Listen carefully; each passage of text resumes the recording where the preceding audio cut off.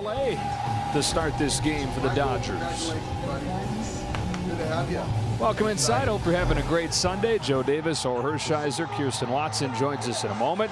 So the Dodgers, you bring up a guy here in Michael Grove. The last couple days, they've been facing an offense knocking the ball all over the yard. He's watching that, and now he's got to take the ball for his big league debut. You know, he needs to think about himself and not about the big leagues. He needs to execute his pitches, and we're talking about the fastball and two breaking balls that he has a very high spin rate on. He can really bend the slider and the curveball. The fourth pitch to change up, I'm not sure we're going to see much of it because that's still in development. I think he'll go with what he's very confident in. On the other side, with Aaron Nola for the Phillies, he hasn't gotten much run support. Maybe he doesn't have to worry about that so much today, but against the Mariners, one of his worst outings of the year, he's looking to respond and have a little bit better outing like he's had before that start. We're talking about that Phillies offense. One break for Grove and the Dodgers. Bryce Harper is not in there today. He had the injection in the elbow to help him recover from that small tear. But even without Harper, this is a lineup up and down that's been crushing the ball. They sure have. The first 12 games here at Dodger Stadium for the Dodgers, they have given up only 26 runs. In these 3 games against the Phillies, they've given up 29. So this offense is firing on all cylinders, even without Harper. All right, Grove and then the Dodger bullpen will try to slow him down and end this 4-game losing streak on a Sunday afternoon at Dodger Stadium. Fireworks, the 3 night games. See what we've got today as this series wraps up on Sportsnet LA.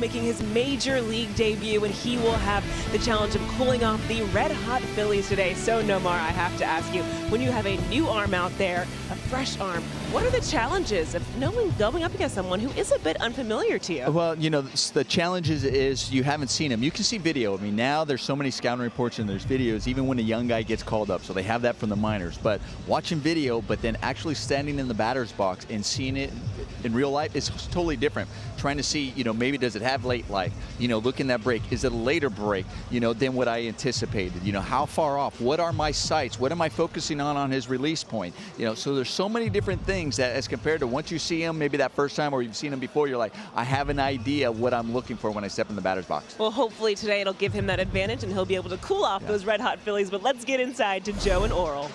All right, Kirsten and Nomar, and here he comes, a 25-year-old from Wheeling, West Virginia, straight from Double-A to the major leagues in the mound at Dodger Stadium. How about the lineup that Michael will face off with here in his big league debut? Will not have Bryce Harper in it, as Bryce got the injection in the elbow to help him come back from the tear, so he's off today. It looks like this. Hoskins, Bowman, and Schwarber will hit third in Harper's spot. Nick Castellanos in right field. Gene Segura, the second baseman, hits 5th. He's had a hit all 11 games this month. Odubel Herrera in center field. At third base, Johan Camargo with Bryson Stott, the shortstop. And out of the 9th spot, the catcher Garrett Stubbs as Real Muto gets his first day off. So May 15th, 2022, the major league debut for Michael Grove. I'm sure he's got butterflies. He's got to get them to fly in formation. A mid-90s fastball, a slider and a curveball, and a changeup that's in development. He really needs to worry about himself. This Phillies lineup, if you looked at the resumes and what they're doing lately, that would intimidate you a little bit. But just look at Will Smith's glove and try and hit it. Phillies lineup that's plated 29 runs over the first 3 games of this series. Phil's looking for their 5th win in a row. Dodgers trying to snap their 4-game skid. Off we go with a fastball that's fouled back by Hoskins. Hoskins, one of the many hot hitters in this Phillies lineup. 375 over a 7-game hitting streak, and that includes 4 home runs after he hit one of the 4 Phillies bombs last night.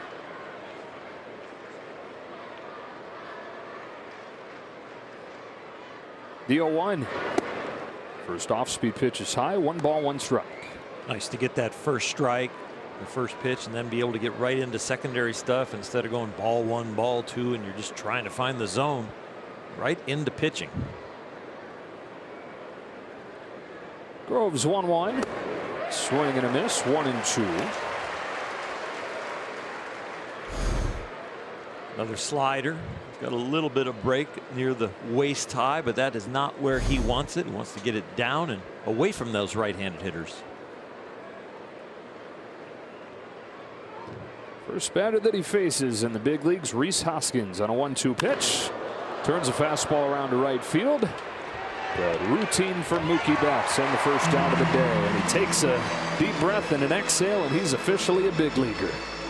Yeah, I don't know if they'll take the ball out of play, but that is a very special ball for that young man.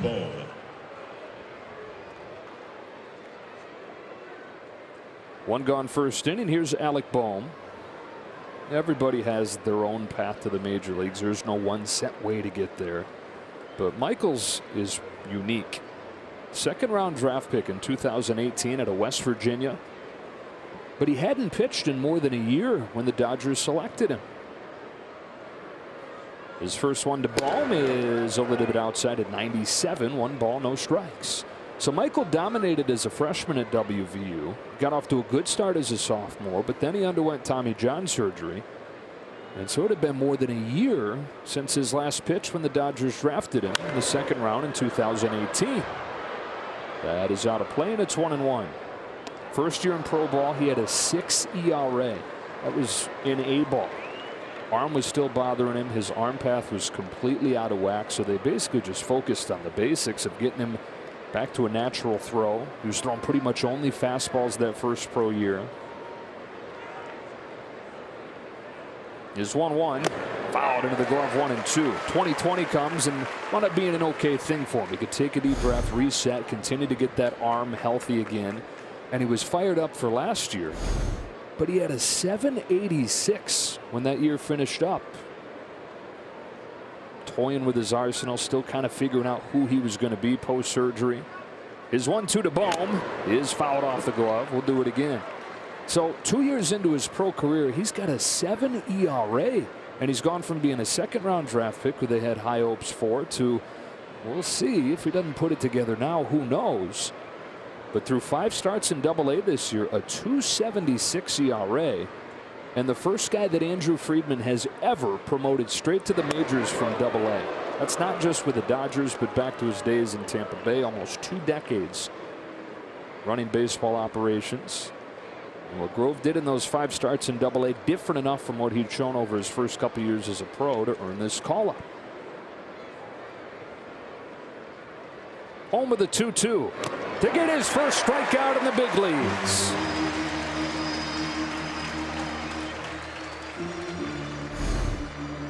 After Hoskins, he starts to make some pitches.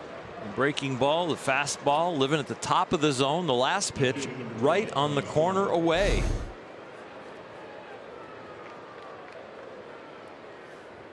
Michael, we do this thing in LA where if you and the Dodgers get 10 strikeouts, everybody gets a jumbo jack tomorrow. No pressure.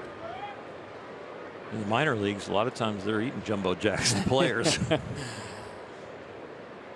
2 gone first inning. Kyle Schwarber, all-star last year. First pitch breaker is low. First curveball he's thrown some sliders. That fastball at the top of the zone breaks out the deuce. He had like a power curveball when he was at West Virginia that was his best pitch. Couldn't throw it. Couldn't make anything break when he came back from the surgery. That one's in there for strike 1-1. So this curveball that you see is new since he turned pro. Same thing with his slider. Complete reinvention.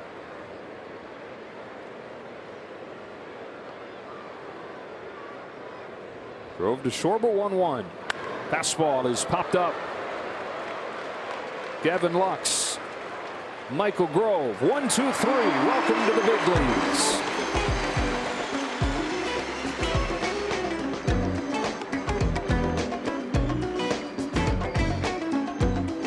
Mookie Betts to lead it off. Started yesterday's game with a home run. Freddie Freeman, as he's done in every game this season, starts at first base and bats second. And it's Trey Turner. Will Smith out of the cleanup spot catches. Max Muncy's back in there at third base hitting 5th. Turner DHs, Bellinger in center, Taylor in left, and Gavin Lux, the second baseman, hitting 9th. Against Aaron Nola. Phillies are just 1-6 over his 7 starts. Started on opening day. They won that game, but they've lost 6 Nola starts in a row. Latest one was Tuesday in Seattle. Gave up 5 runs on 9 hits. That one he can chalk up to himself, but the ones prior to that, very little run support for him. And also the bullpen gave up a 6-run lead that he handed to them in 1 start. So he's thrown the ball well over his last 5 starts, other than the last one. 28 years old, out of Baton Rouge, Louisiana. Betts climbs in. Nola comes home, and he's in there with a strike. As you take a look at what he brings, a lot more of the sinker, a lot less of the four-seam this year. Yeah, the four-seam has done well, especially against the Dodgers over all the league. But yeah, we're going to see some balls where he's looking to get ground balls, especially that changeup. #1 in the major leagues at getting ground balls with. 1 ball, 1 strike on Betts. The Dodger offense, 20 runs over the first 2 games and 4 innings. But they went 0 for their last 17 in that 8-3 loss last night. Trying to support the rookie Grove. Bouncing ball to third. Johan Camargo. Low throw. Skipped it over there and got him.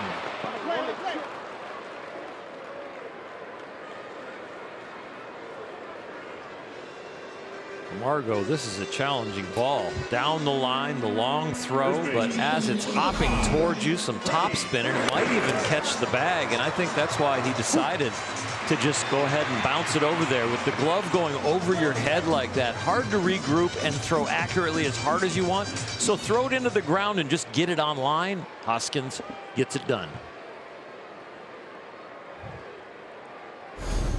1 out. Here's Freddie Freeman. These 2 guys have faced off a bunch, longtime National League East foes. And Freeman has hit 2 home runs and doubled 3 times against Nola.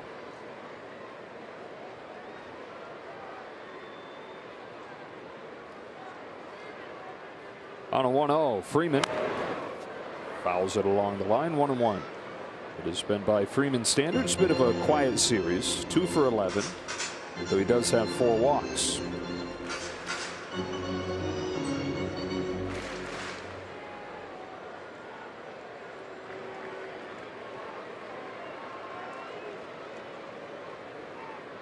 On a 1-1, Freeman hits one in the air, right center field. Castellanos going back onto the track with just enough room.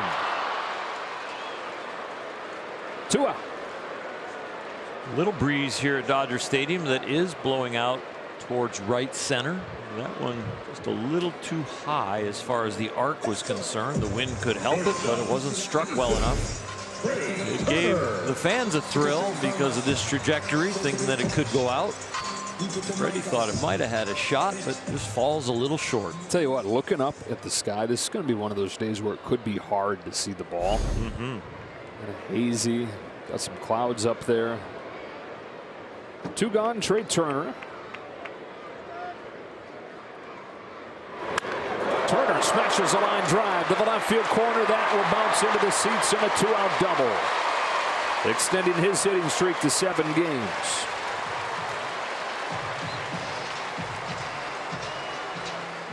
Well, this is like T-work where this pitch is. It's got a little tail, comes right into his swing, but look at the height of it. That's kind of where you would put a T if you were getting loose before batting practice. So you just make a nice solid practice swing, you get yourself a ground rule double. If only it was that easy every time. 110, hardest hit ball of the year for Trey Turner. Here's Will Smith, 2-out opportunity for the Dodger catcher. He's been on base 6 of his 9 plate appearances this weekend.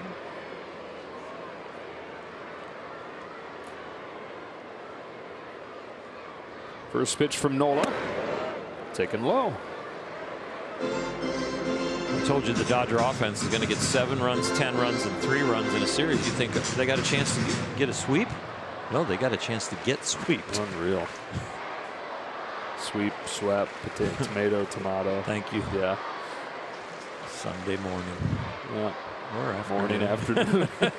Tomato, tomato. Soft ground ball. Camargo. Low throw. And Hoskins with a nice pick to end the inning. After 1, no score. Dodger Baseball on Sportsnet LA is brought to you by Jack in the Box. Try Jack's $5.99 popcorn chicken combos with 100% all white meat chicken and Jack's Good sauce. Order now on the Jack app or have it delivered. Back here at Dodger Stadium, no score to the second inning, and Michael Grove goes back to the mound after a 1-2-3 first. I'm sure he's feeling a little better at the start of this inning than the last one, but then the pressure is still there. You want to do your best for the team, and especially with what's going on right here as far as the Phillies in this series. Yeah, like we talked about, there is no Bryce Harper, but you look at the lineup here: Castellanos, Segura, Herrera, all former All-Stars. Ball one on Castellanos.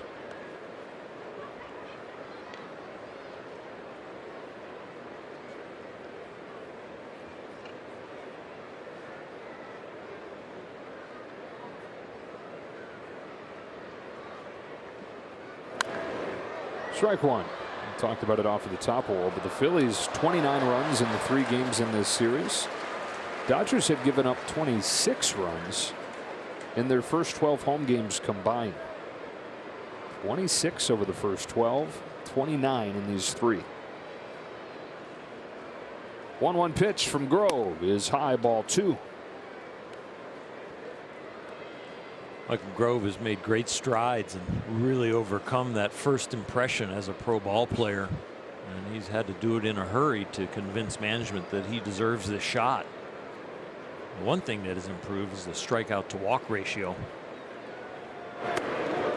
Ability to command the baseball. And sometimes that can be deceiving from a guy coming up from the minors, because a lot of your strikeouts could come from chase pitches. And a lot of the walks don't happen because people are chasing. So you have to see how he gets people out in the strike zone, because that's what the big league hitters are going to force him to do.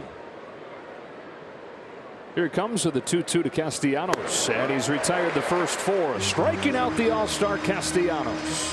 And he is in the strike zone. They are not chasing. They've been aggressive this whole series from pitch 1, no matter who was on the mound. Right now, Michael Grove is showing the rest of the staff how to get it done. We saw Ryan Pepio the other day have a hard time against the Pirates because they just refused to chase that changeup. Yeah, they made it a long day on him, a very short, long day, running the pitch count up. Gene Segura cracks the first one that he sees into center field to extend his hitting streak to 12 games. Falls out of bed and hits. During that hit streak, he had an on-base percentage of .500, hitting for some power also, 4 home runs. And now the average over the hit streak is close to .450.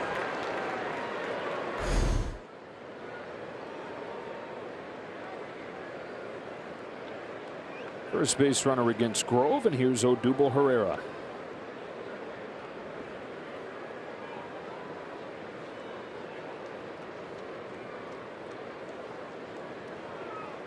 The lefty starter in Julio Urias last night. Herrera didn't play, but first couple games in the series, 3 for 5 with a double. You had a collection of Phillies that came in hot and stayed that way, and they had a group of the Phillies like Herrera who came in cold but have gotten hot. He was 5 for 25 this month before this weekend. First one from Grove is cut on and miss. Hammer in the dirt, strike 1.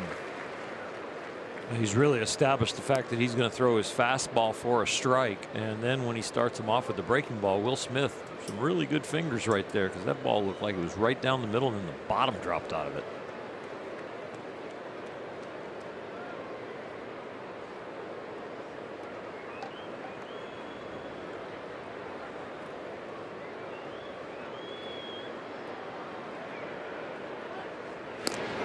Fastball over there to first.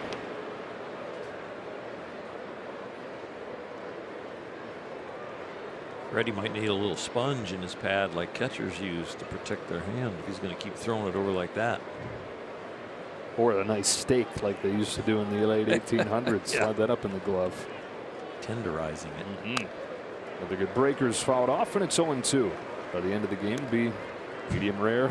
Ready to get into. Better than having your hand medium rare. That's true.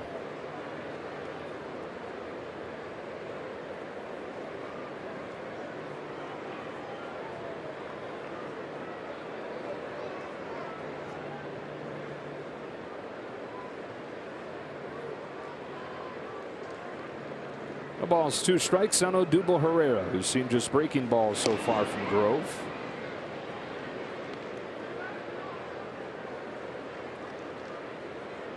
He seems right at home out there on the mound. Those 2 pickoff throws, to throw it that hard right away, not worry about you're going to throw it away. There's no kind of make sure in his body language right now. He's letting it go. Back to the fastball. Herrera slaps it foul to stay alive. That's the pitch that he's used to get all 4 outs thus far. And it's a pitch roll that when he came back from Tommy John surgery, even once he built up and was strong, he was 91, 92. And we've seen in this game 97. No doubt jacked up about being in the big leagues, but he sits 95, 96 and has touched 99 this year.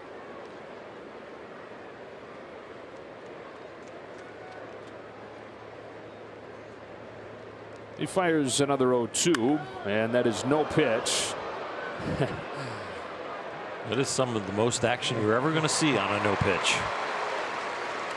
And the loudest cheer you'll ever hear on a no pitch. All you get out of this one is a souvenir to the crowd. Yeah, Cody turned around and threw it, and there's probably still a few folks saying, "Oh no, no, that's only the second out." Yeah.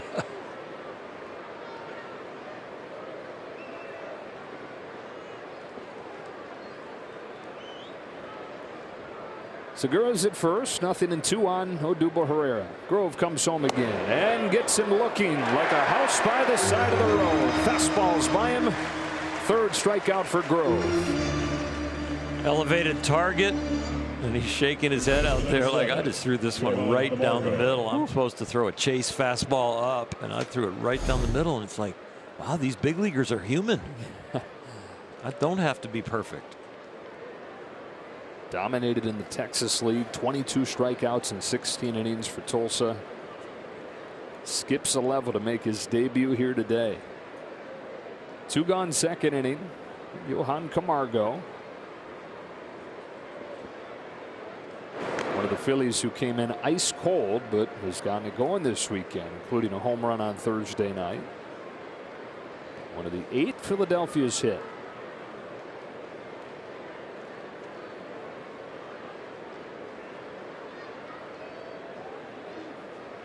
There goes the runner off of Smith's glove, and a stolen base for Herrera or for Segura. They had an inkling that he was going to run. They've been picking off over there to keep him close. Will Smith comes up knowing he's running, but cannot reach that ball that cut a little bit away from him.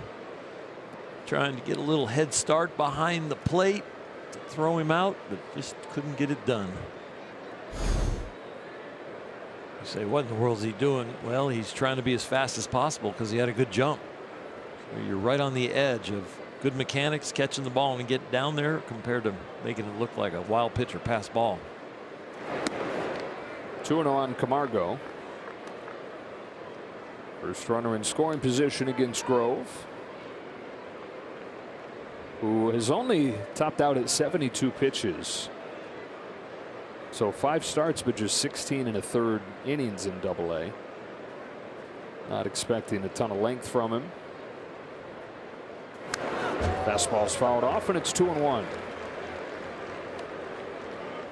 If you're going to bring up the extra arm or another arm from the minor leagues, and you're like, we're probably going to need to use him, you probably don't want to throw him into the fire in the 7th inning or 6th inning in a tie game, or you're ahead by a run. So you start the young man, and now you have the whole bullpen and the more veteran staff behind him as you get deeper and deeper into the high leverage innings. Here he comes with the 2-1, inside ball 3, and then you get to allow him to go through his normal start routine, make as many things normal as you can. Yeah, he didn't come in and walk into the manager's office and it was Dave Roberts. That's not normal. So some other things, walk in the locker room and look around and go, oh, Justin Turner, Freddie Freeman, Mookie Betts, Cody Bellinger. This isn't normal. 3-1. Drops in there, 3-2. Man in scoring position, 2 outs, first base open, left-handed hitter. Will Smith pulls the trigger on the breaking ball, and the only reason he's able to do that is because Michael Grove has proven that he can throw it for a strike. you're out there struggling for the zone, the catcher gets backed into putting the number 1 down.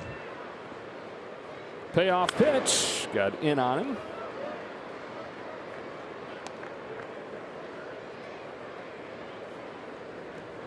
We've talked about the pitcher, but they say in scouting terms 20 to 80 scale, 20 the worst, 80 the best, 80 makeup, 80 person. As far as toughness, he is a very good amateur hockey player, but he would have had to move away from West Virginia to pursue that, so stuck with baseball. Margot draws the walk, and they're at first and second with 2 away against Grove. If you're really good in hockey and they want you to ship you off to Canada to pursue that, but you want to stay close to home, you pick the sport that you can play at home. 2 on 2 out in the second inning for the 8-hitter, another rookie in Bryson Stott.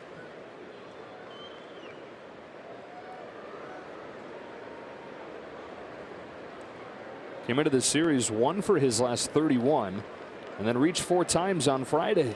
Another one of those guys, huh? Yeah. Come in cold, get hot.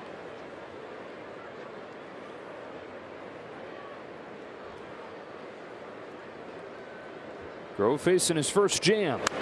Fastball is hacked foul.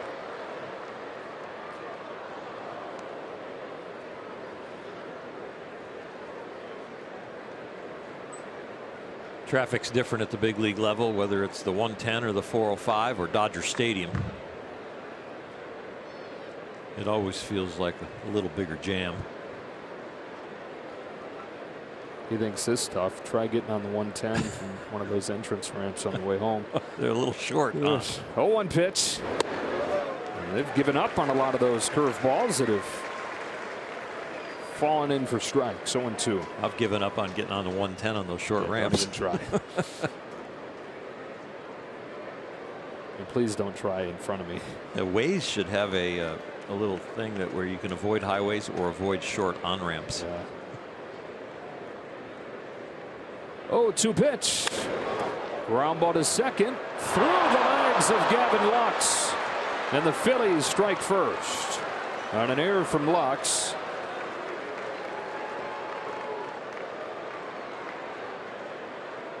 In a weekend where the Phillies don't need any help, they get some here. It's not the first ground ball that Gavin Lux has seen over there today. He was out early working on his ground balls over there on that side, playing all different depths. He was out there playing a short right field, came in close to where he's fielding this ball right here, and that cut of the grass, I don't know if it got him a little bit, but the ball seemed to stay down. Definitely a ball he would tell you that he should have 99 out of 100 times.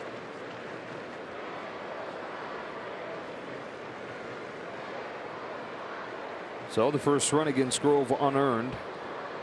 And the 9-hitter and catcher Garrett Stubbs.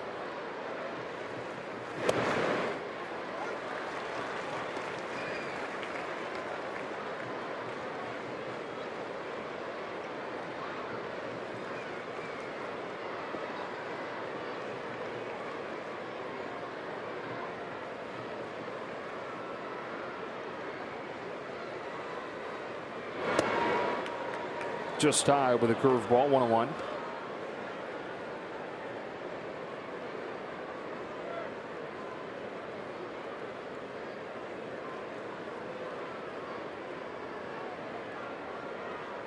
Only 1 hit in the inning came from Gene Segura, who stole second. Walk for Camargo. Stott reaches on an error. Now Stubbs pulls a fastball to deep right. Betts is over, won't get there. Bounces off the top of the wall, and they are going to say it is a double. So that might have saved the Dodgers a run there. But Lux error leading to at least 2 Phillies runs. Fastball near the middle of the plate, pretty much down the middle and down, and he just drops the head of the bat on it. And take a look at the bounce. Yep, it goes into the stands, hits the seat or the fan right there in the front row, and Mookie gives up on it. Pretty easy to see for the umpires, or if it had to go to replay. So Garrett Stubbs, who's just 5 for 17 on the year. Backup catcher, rarely plays with how much Real Muto's in there. Comes through out of the 9 spot. Hot coals on him. who's played really well defensively for the most part this year. Throwing problem in Arizona for a short time aside. Back to the top, and Hoskins tries to lay off. It went around, strike one. And Nomar talked about in the pregame show what it's like to face a young guy coming from the minors, that you can see all kinds of video, but you need that personal experience in the box. Well, now here we go, second time around the order to Michael Grove. These guys have a little bit more information.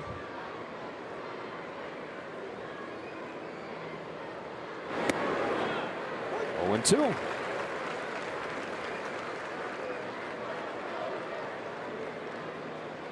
Phillies have scored 20 of their 31 runs over the first 4 innings in games.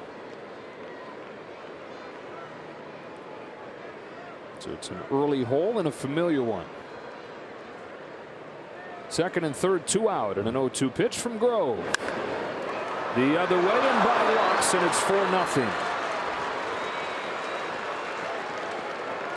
4 unearned runs for the Phillies against Grove in the second. The 4th out in an inning is really hard to cover for, especially against such a hot hitting team as the Phillies. You give them a little hole in the dam and they're going to show you the force of the water behind the wall. Gavin Lux with the diving attempt, but as he's flat on his face here after the dive, I'm sure he's back thinking about that ground ball that could have got him out of the inning.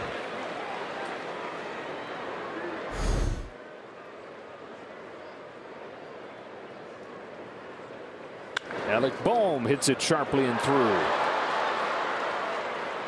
So the Phillies have batted around 5 base runners in a row here with 2 out.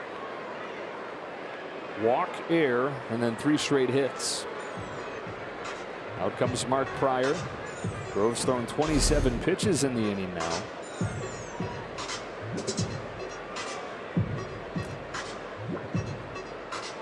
There's so many things that you learn when you face a pitcher that first time around the order. The life on the fastball. Is it straight? Does it cut a little bit? The slider, the release point. You know, when the slider's up, what does it do? When the slider's away, is it sharper or bigger break? And then what other pitches is he landing? And he has been landing the curveball. They haven't seen the changeup. But right now, this is a visit to settle the young man down. I'm sure with the infielders not joining the meeting, Mark Pryor can maybe even use, look, this is not completely your fault. We could have been out of this inning, so now you got to pick your teammates up.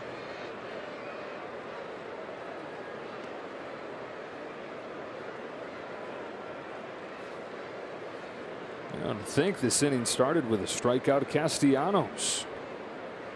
And then struck out Herrera after Segura had singled. So Segura was standing at second, 2 outs. Walked Camargo. Stott reaches on the air. Stubbs, Hoskins, and Bohm all collecting hits. Kyle Schwarber popped out his first time. Looks at ball 1.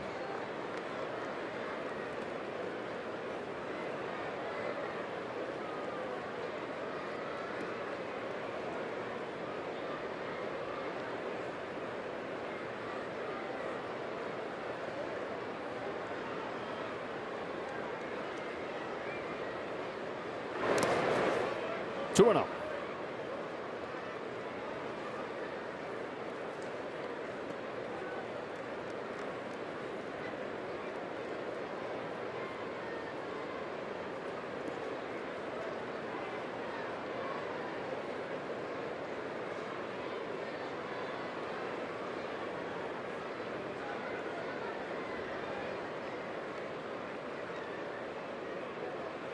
Grove deal. Schwarber takes ball. It's 3-0. Castellanos waits on deck.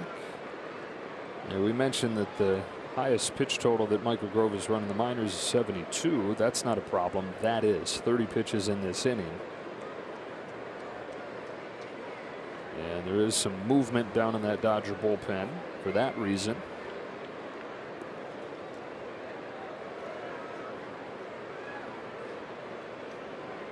All pitches are not created equal, especially when you've thrown this many in one inning.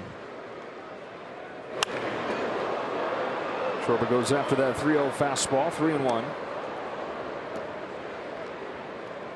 The 3-0 count gets built Because mentally or even subconsciously, you're like, I need to avoid the bat. You know, the defense hasn't helped me. The ball is finding holes. I've got to find one of those strikeouts like I started this inning off with. Shane Green, who was just activated today.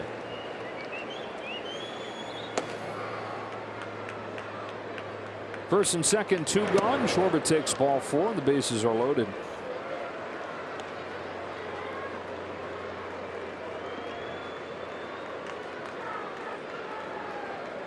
Number 8, Nick Castellanos. And you feel for the kid, feel for Michael Grove. You know, nobody feels worse though than Gavin Lux, whose 2-out error has opened the door for all 4 runs and these 3 base runners. It's a lonely feeling out there at second base right now. Probably wishes he could run in and give Michael a hug. Yeah. First road trip, he's buying him dinner. Yeah. I know that exchange will happen down in the dugout. Strike 1 on Castellanos. Struck out to start this inning. It's been the 34th pitch of the second inning for Grove.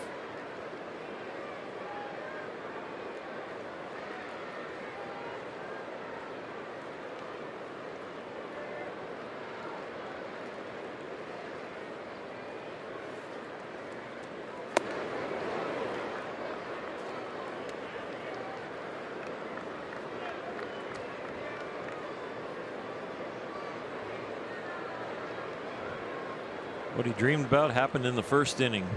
What he had nightmares about has happened in the second. Here's 1-1. Into center for Bellinger. And it brings that nightmare of a second inning to an end for Michael Grove. 4-0 Phillies, 4 unearned runs after the Lux hit.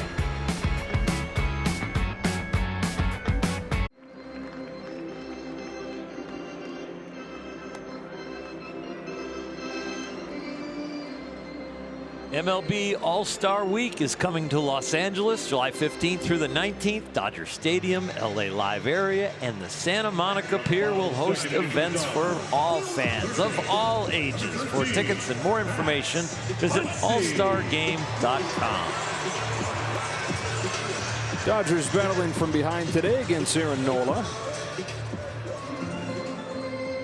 who has been gettable this year. His ERA is close to 4. It's back-to-back seasons where he's had his issues. He had a 4.63 ERA last year. Max Muncy starts the second for the Dodgers and takes ball 1. The Muncy had yesterday off out of the starting lineup, pinch hit late and struck out. He faces a guy in Nola that he's had a really hard time with through his career. The 1-0 pitch. Change in the dirt. Ball 2. Up until this at bat with Max Muncy, Nola's thrown 9 pitches. Dodgers have swung at 5, but that's going to change. It's going to be with Max. He's pretty patient. In fact, the most patient guy in the sport. Percentage of pitches that he sees versus the percentage of the pitches he sees that he swings at. Lowest rate. That's in there for strike 2 and 1.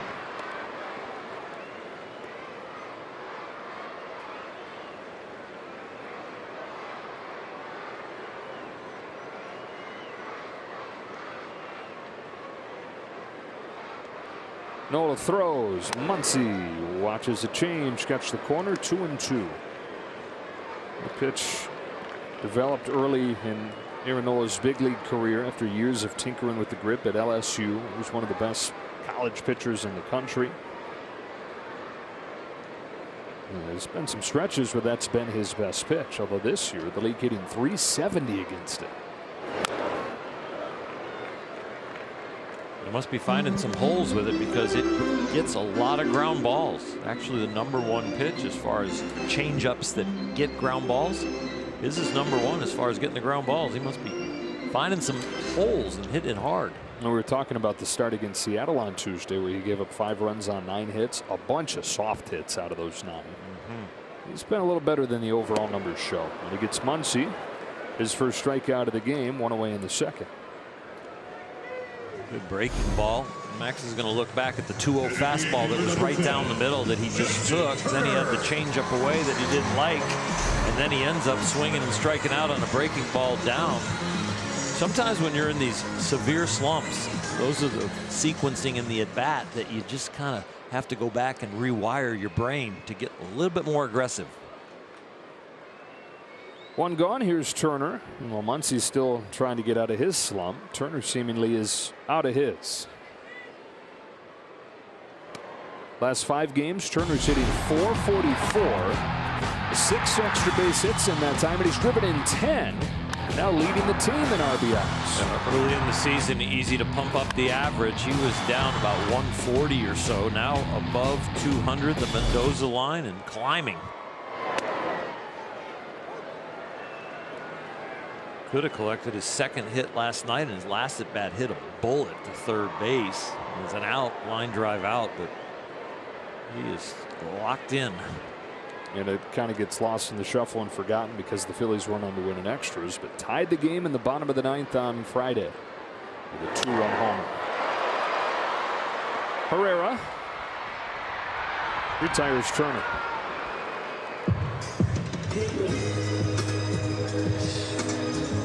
These Dodgers are going to be glad that the Phillies are going to get on an airplane and get out of here. Get a break from him for 4 days and get back together on Friday.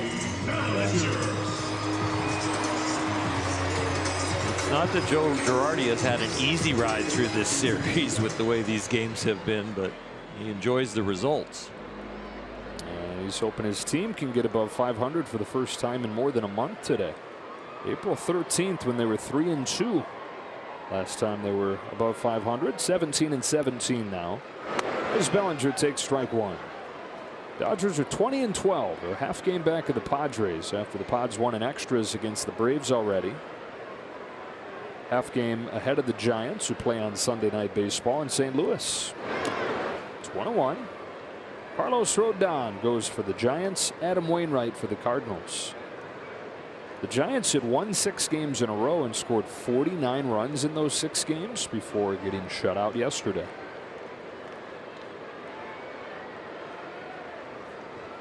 On a 1-1, Bellinger takes the ball. 2-1. Knocked in 2 with a double last night. And in doing so, matched his total hits from last year against lefties. Already his 10th. On this 2-1 from Nola, Bellinger fouls it off, and the count evens 2-2.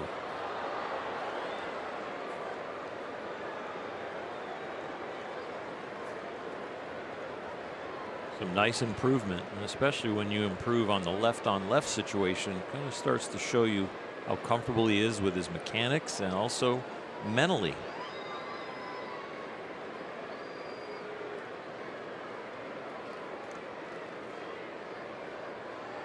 The 2-2. Got him. Good changeup from Nola, who goes 1-2-3 in the second.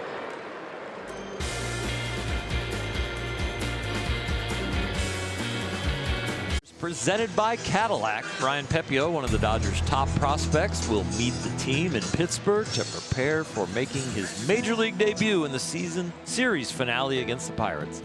Don't miss Backstage Dodgers Friday, presented by Cadillac. Michael Grove in his big league debut is out there to open the 3rd. That's ball 1 on Gene Segura. You happen to just tune in. All 4 of those runs unearned after a 2-out error from Gavin Lux last inning. Segura had the first hit against Grove. Extended his hitting streak to 12 games. Got a runaway beach ball.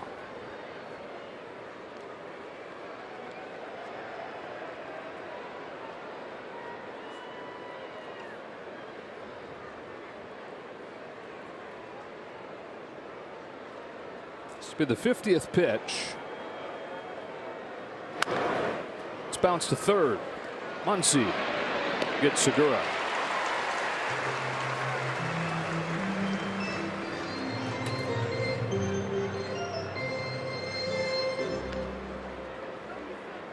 Number 37, Odubel Herrera. 1 away in the 3rd. Up comes Herrera.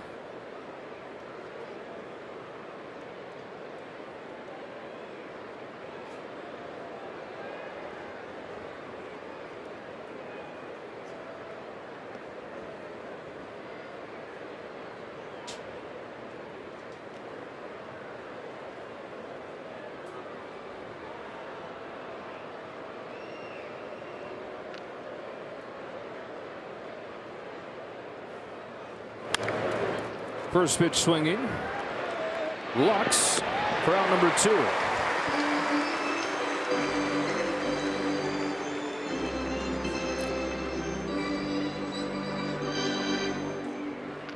Number 7, Johan Camargo. We did see as they went back into the dugout after last inning, Gavin Lux walked by, give him a quick tap.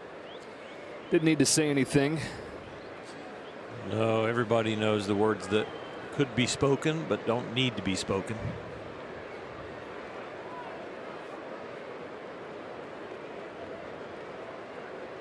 For 4-0 Phils, 2 away in the third. Grove looking for a quick bounce back inning with Johan Camargo up there. Through the lone walk. Or one of the 2 walks, beg your pardon. And take strike 1. Fastball's been 96. We've seen 97. It's had good life to it.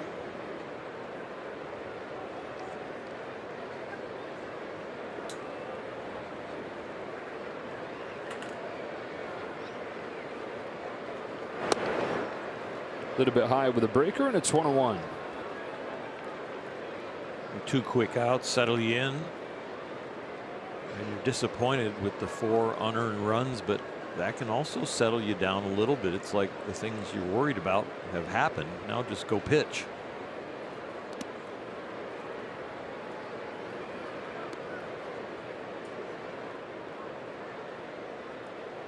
It's one of the mental lessons that you can learn at the big league level, or even any level, that how do I act differently after the things I was worried about, and why all of a sudden am I better and I feel better on the mound even though that stuff has happened. Then you start thinking about, well, maybe I should have that attitude before anything bad happens, because that's the attitude that actually works. I'm freed up, I'm not scared, I'm aggressive, and I feel free and easy, and I'm more myself and trust my stuff. Why didn't I do this before when it was 0-0? Betts cuts it off. 1, 2, 3, third on 8 pitches, just what the doctor ordered for Michael Grove. Dodger Baseball on Sportsnet LA is brought to you by Carl's Jr. Feed your happy at Carl's Jr. and earn double stars in any purchase in the app. And by Nissan. Choose Nissan today for great offers on our most exciting lineup ever. Shop NissanUSA.com. Back in Los Angeles, 4-0 Phillies. Bottom 3 coming up. Chris Taylor coming up. Lux and Betts to follow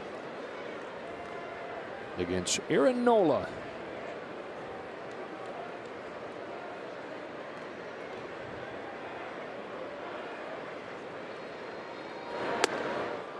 Strike 1. Dodgers 1 base runner against Nola. Came on a Trey Turner double in the first inning. 7th overall pick of the draft in 2014 out of LSU. Debuted the next year. Injuries his first few seasons before he really came to life. 2018. Aaron Nola went 17-6, finished 3rd in Cy Young voting. Went Jacob deGrom, Max Scherzer, Aaron Nola.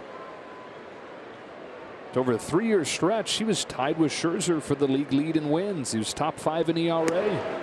It was starting with that 2018 season, going through 2020. Then last year, dealt with mechanical issues, didn't have the usual fastball command that he has. Still had flashes of dominance. It was a stretch where he tied the major league record with 10 consecutive strikeouts against the Mets, but wasn't as consistent. At a 4.63 ERA that was his highest since his first full year. Taylor chops one to short. Stott, 1 away. But when he's right, and when the Phillies are healthy rotation wise, it's a good group. You think with Wheeler and Nola and these guys hit their stride, and we saw Suarez last night, these guys could post some numbers, and they don't have to be as consistent as a lot of other rotations because of this offense. Now they might need to have less balls put in play because the defense is probably the weakest link of this team, and that along with the bullpen. But if they can get to the 6th inning, give them a lead, and be solid, this offense can carry them. Strike 1 on Lux. Looking for his first hit of the weekend. Dodgers trying to avoid what would be their first 5-game losing streak in more than 3 years. April of 2019. They're the only team in baseball that doesn't have a 5-game skid in the time since. Every team except them and the Braves have had at least 2 5-game losing streaks over the last 3 years.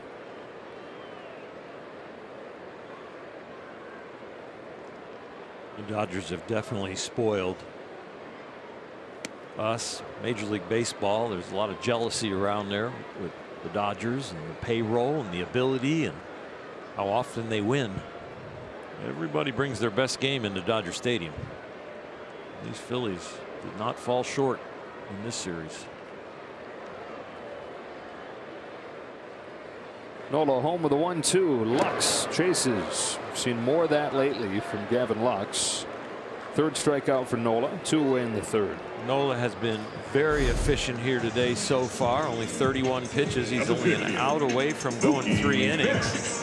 The off-speed pitches have brought the Ks, and the fastball has brought the other outs. He's only pitched here at Dodger Stadium 1 time. He was very good. That was in 2018. 7 innings, 1 run. Dodgers get their second look at him. Here's Mookie Betts. Betts, who grounded to third his first time, takes high for ball 1. The Dodgers saw Nola in Philadelphia last year. He struck out 7 of the 12 hitters that he faced before the rain came, and long delay knocked him out. Fires a 1-0. Just missed. Ball 2. Edgy, but a ball.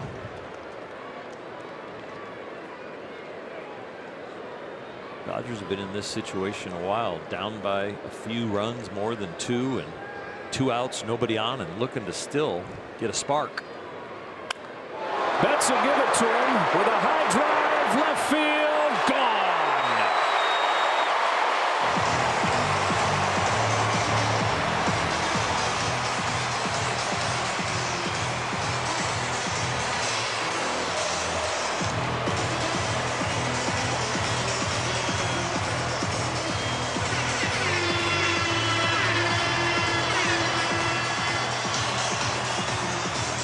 A home run in back-to-back games for Mookie Betts, a team leading 7th on the year. Well, as he's gotten hot and gotten out of his personal slump, yes, was there work on the mechanics and the swing that made him feel more comfortable? But the other thing that has really worked is the work about the mental side, being more positive about his day and the way he goes about his work, what he anticipates is going to happen with the day. The book that he's leaned on most could be his own motto. Can't hurt me.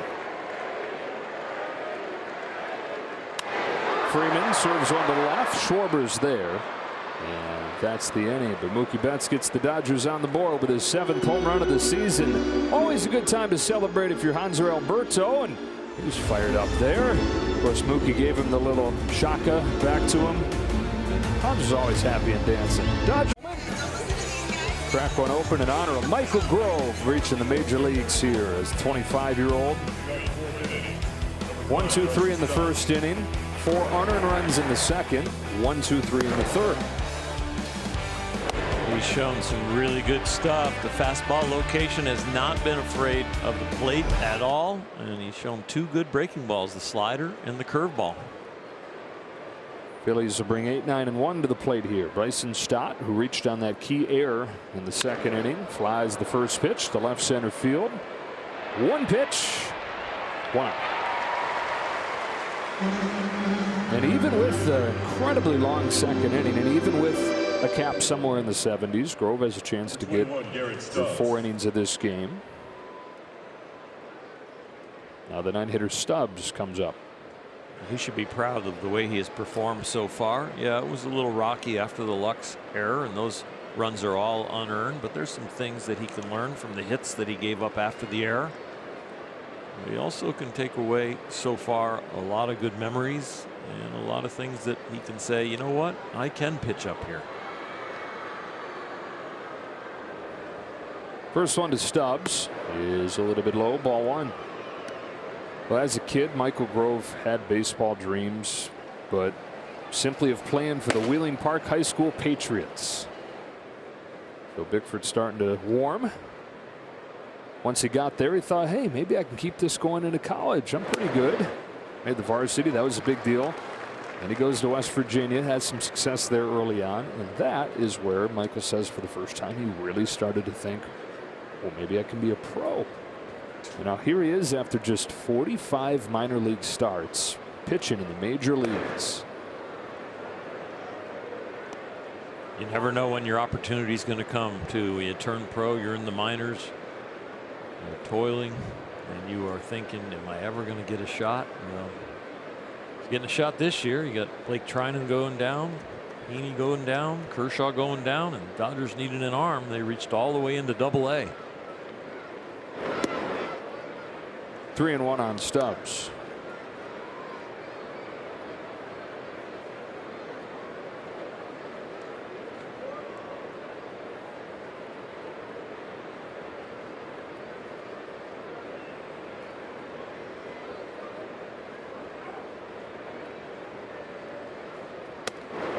That's in there. Count is full.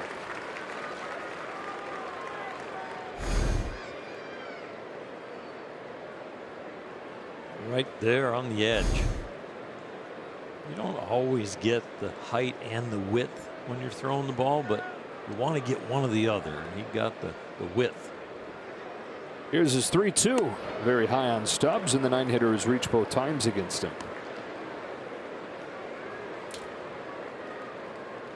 It's a rare wild miss with the fastball there. That's been his most consistent pitch as far as throwing strikes. About 80% of the time he has thrown his fastball and landed it in the zone or gotten a foul ball. Well, the one thing that could have gotten in front of him or between him and finishing off 4 innings in this game, besides the Phillies rallying, would be Dave Roberts deciding not to let him face the Phillies for a 3rd time. But here he is facing Hoskins a 3rd time at the top of the order. 2-run single for him during that 4-run second. Fouls off the first pitch. He's been so aggressive this weekend, hadn't he? And he's not always that guy. He's a guy who hits a lot of home runs, but takes a lot of walks. You mentioned all the work he put in after the rain out in New York, was it? And he and Kevin Long stayed late and worked hard. Well, he's feeling so good. He's like, I'm not going to wait for any other strike. Yeah. I'm hacking at it. Hoskins in his 6th year in the majors, always streaky, but he always ends up in the same place, somewhere between 800, 900 OPS, always a lot of homers, always a lot of walks. He had 27 home runs last year in 107 games. So he missed the last 2 months with a core injury. They bring in all these guys, they bring in Harper, Castellanos, Schwarber, but consistently, even with the ups and downs within the season, you look at the end of the year, consistently, Hoskins always gives him solid production. Might be a bit of a wave, maybe a bit of a roller coaster on the ride to the end of the year. He's played some really fine first base this series. It's in an 0-2 hole here.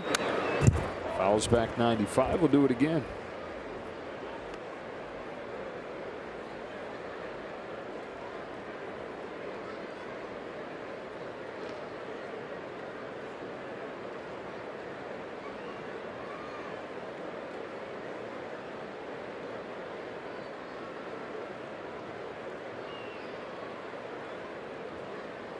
That Mookie Betts home run kind of puts a little anticipation into every half inning of Dodger offense now. A little bit closer, a little bit more hope.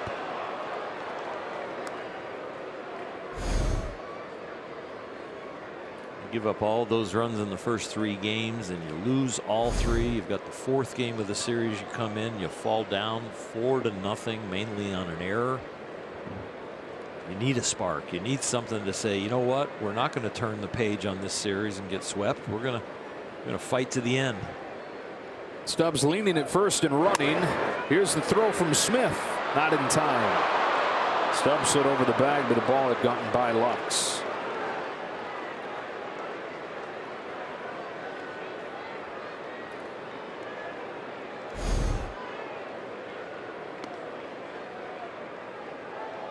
Good pitch to throw on.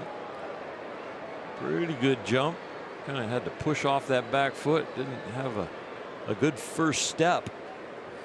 All of a sudden, his body language as he slides over the bag is like he lost a shoe. He has to kind of reach back, get back on that bag. Phillies 5 of 5 stolen bases in this series. Full count on Hoskins. Phil Bickford is ready in the bullpen, and I would think if he loses Hoskins, this could be his last hitter.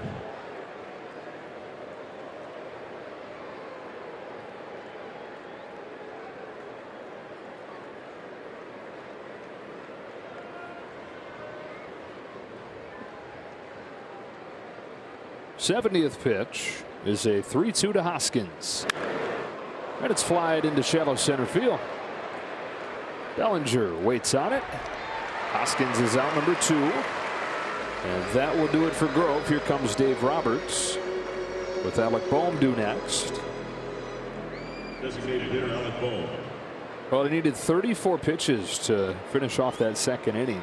36 pitches in the other 2 2/3. That's very efficient. Congratulations to Michael Grove. Fans here at the stadium appreciating his effort in his major league debut.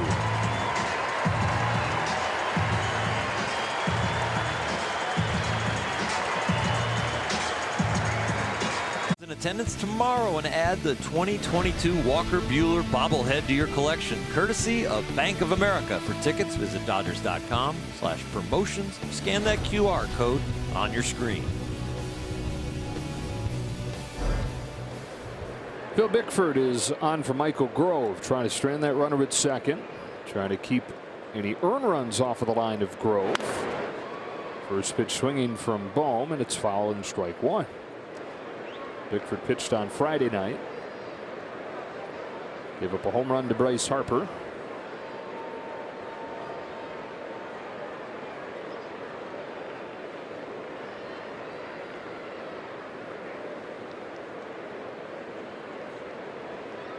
Boehm 1 for 2, struck out in the first inning, singled in the second.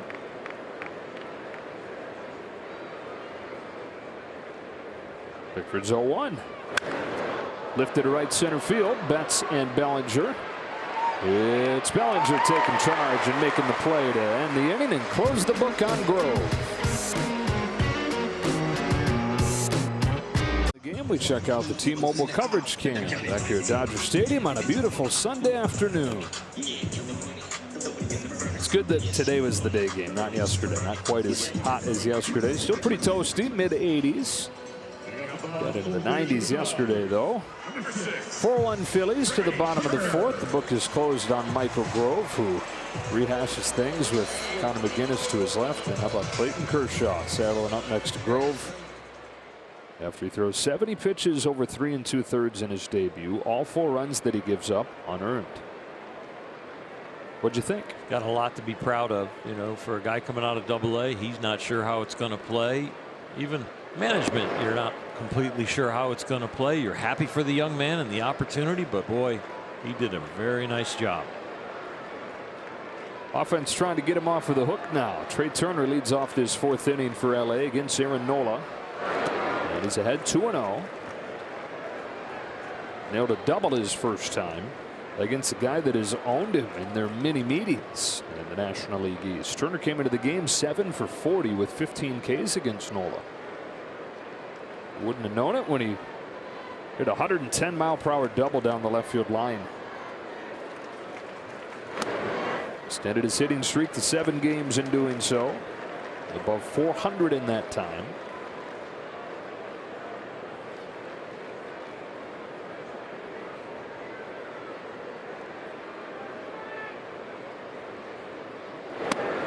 Got a 4-pitch walk to open the 4th.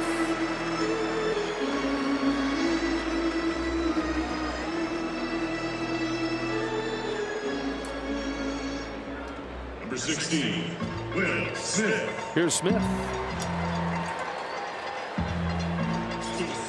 Hey, so Hunter Green, the Reds' young starting pitcher, LA native, got Jared Weaver today. First time since 2008 a team didn't get a hit and won a game. Really? Pirates beat the Reds and Hunter Green 1-0. Green took a no-hitter into the 8th. Yep. Wound up taking the loss. He issued a couple walks. Bullpen gave up a run. It's the first time since Jared Weaver and Jose Redondo of the Angels lost a 1-0 game to the Dodgers in 2008. Well, he went 7 1/3 and no hit ball. That'll leave a bad taste in your mouth. Oof.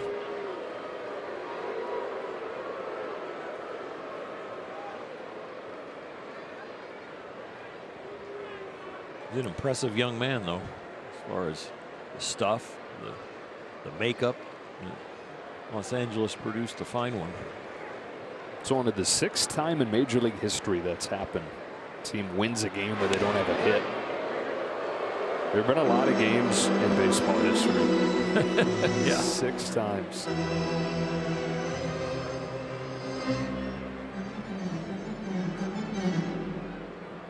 Nola has Zion, the lightning bolt over there at first base. Trey Turner. 5 steals and 6 tries for him.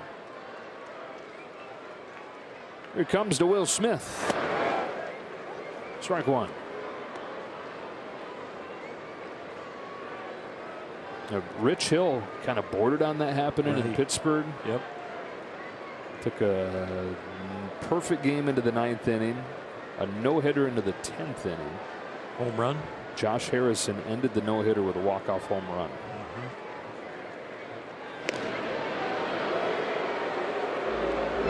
So you ask, is this, even though they lost, is it a no-hitter? It's not.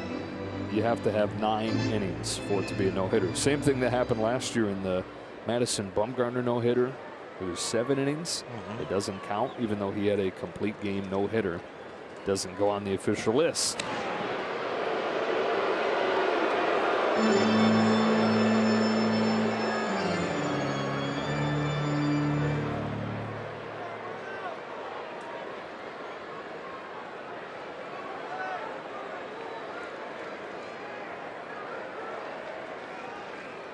A lot of attention being paid to Turner, who now takes off. Here's the throw from Stubbs. No chance.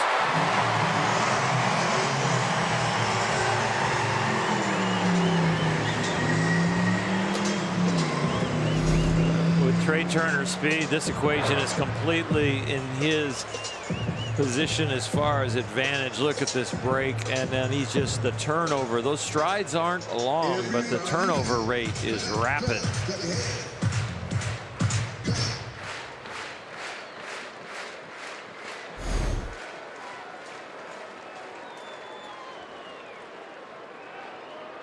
Dodgers trying to shave a little more off. Game they trailed 4-0.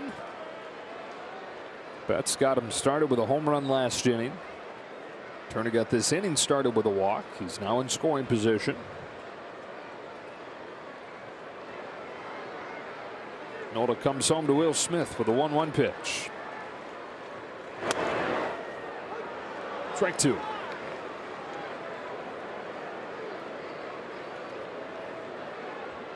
The ball just made a hard left turn to make it back into the strike zone.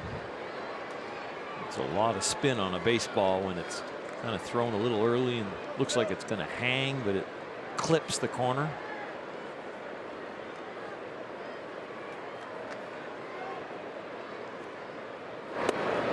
Lays off the high heat. 2-2.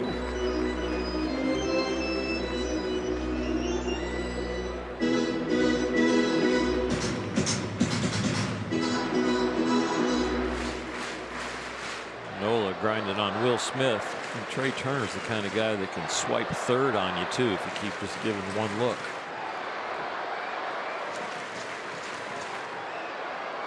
A lot of times runners don't try it with no outs, but with 1 out they would try it. Flex into left. That is down and kicked by Schwarber. Turner stopped at third. Base hit Will Smith. First and third, nobody out.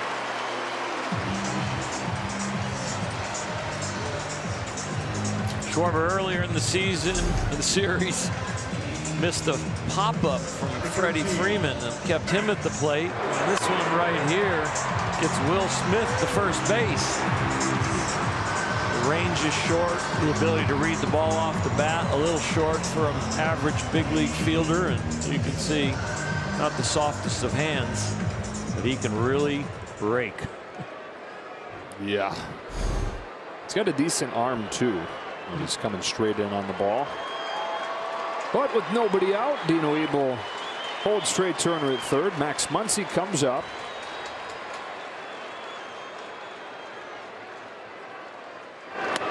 And takes a ball.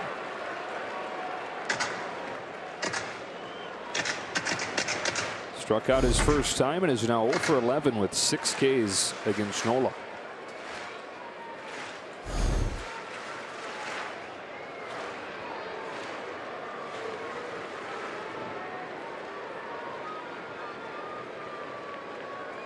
Trey Turner at third, Will Smith at first. On a 1-0 pitch, Max Muncy watches ball 2.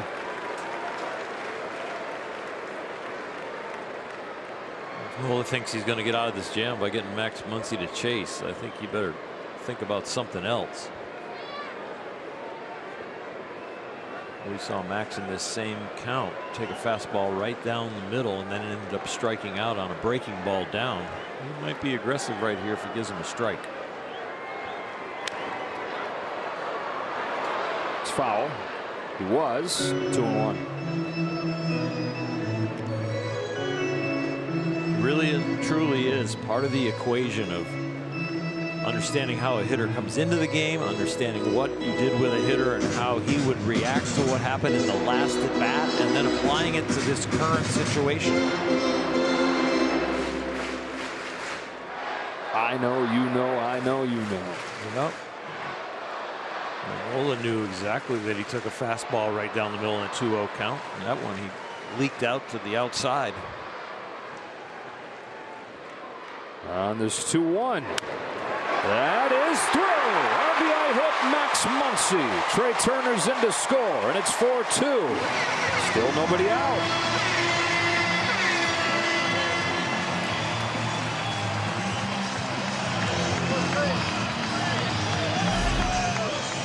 Max hits it hard and finds a hole. They've got 3 infielders on the right side of the diamond, but he finds it.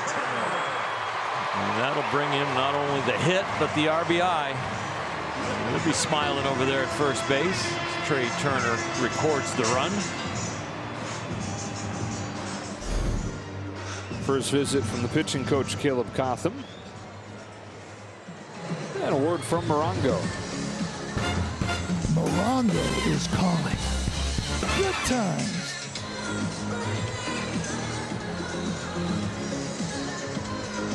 Got the right guy up there. Justin Turner's knocked in 6 in this series. Top 10 in the National League in RBIs this year. I can't hear you, Dodger fans. Let's make some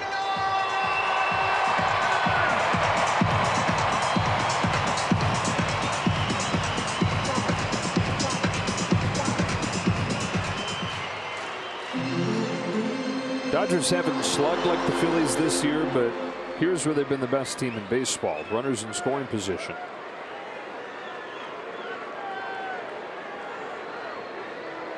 Smith at second, Muncy at first.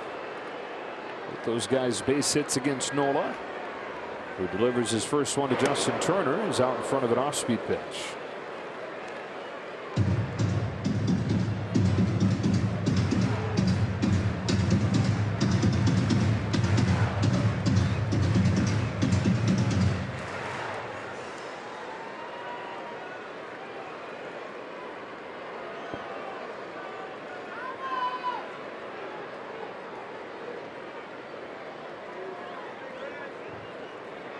Turner takes ball. We talked about this last night. It's hard to knock really anything the offense did the first 2 nights, but they scored 17 runs. But there were some opportunities where typically this year they have delivered and they didn't, leaving the bases loaded a few times. Who knows? Maybe one, maybe both of those go a different way.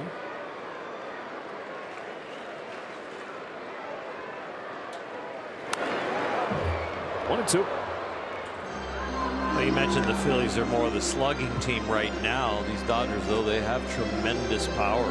They've been really the expert at sequencing this year. This inning really shows it. The walk, the base hit, the base hit. They just keep moving guys around.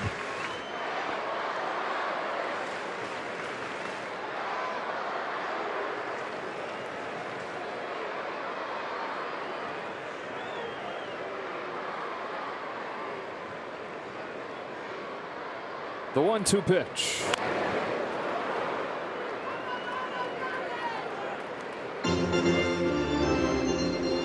Nola's finding success with the fastball today. The Dodgers do not have a hit off of his fastball, but the 4 hits have come off of 4 different pitches: the sinker, the cutter, the curveball, and the changeup.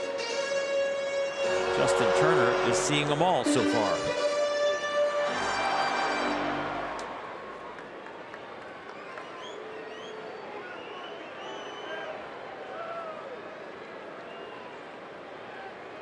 Another 1-2 from Nola to Justin Turner, who pulls it to third. Diving stop, Camargo gets the out at second, and they turn 2. Incredible double play. Johan Camargo starts a 5-4-3 double play. Segura appears to be in some pain. From some weak outfield defense to some stellar infield defense to get this double play. Outstanding stop at third base, then struggles to his feet and makes a throw to second that Segura has to rescue, and he does that with a backhand, and actually the backhand loads his shoulders and allows him to gun it over to first.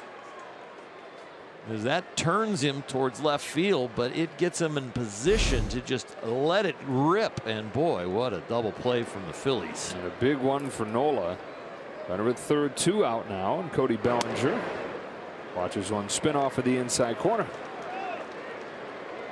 Struck out his first time, 1 of 3 for Nola.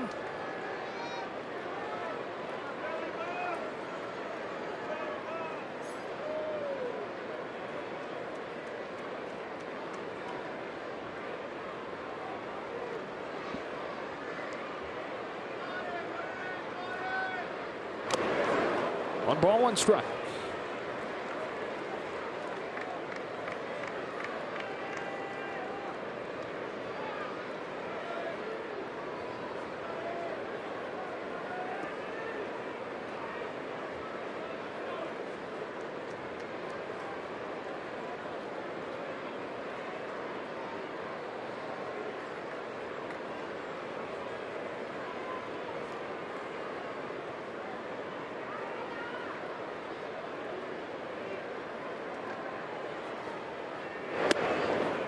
Ball 2. 57 pitches. Joe Girardi, of course, wants to get him through this inning, but he wants to get him deep into this game. Bullpen has been used a lot and has not always been effective. And Nola is somebody that has covered a lot of innings, top 5 in the league so far. Home with a 2-1 that Bellinger grounds foul, and it's 2-2.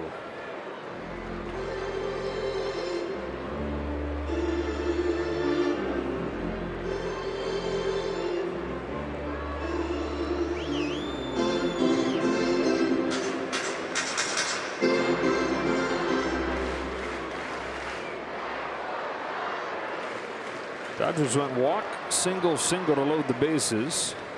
Brought in 1 run. Beg your pardon, didn't load the bases. Brought in 1 run.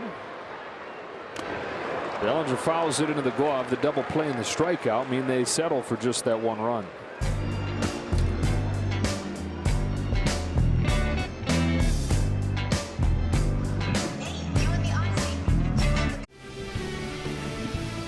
Dodgers baseball on Sportsnet LA is brought to you by your Southern California Toyota dealers and by Morongo Casino Resorts and Spa. Good times. Less than 30 minutes from wherever you are, Joe. Yeah, I know. I know that one. Thank you for covering me there. No, it's 90 minutes away, but I gave you 30. Oh, yeah. I mean, I wanted to get to wherever you are as fast as possible. Well, Dodgers hanging around in this 1-0. 4 unearned runs for the Phillies in the second. Dodgers chip away with 1 in the third, 1 in the fourth, and Phil Bickford came on to get the last out of last inning. Will face Schwarber, Castellanos, and Segura. On for Michael Grove. He was able to strand the runner that Grove left there. Grove 3 2/3, didn't allow an earned run. Got the review the outing with Clayton Kershaw. Now does the same with Mark Pryor.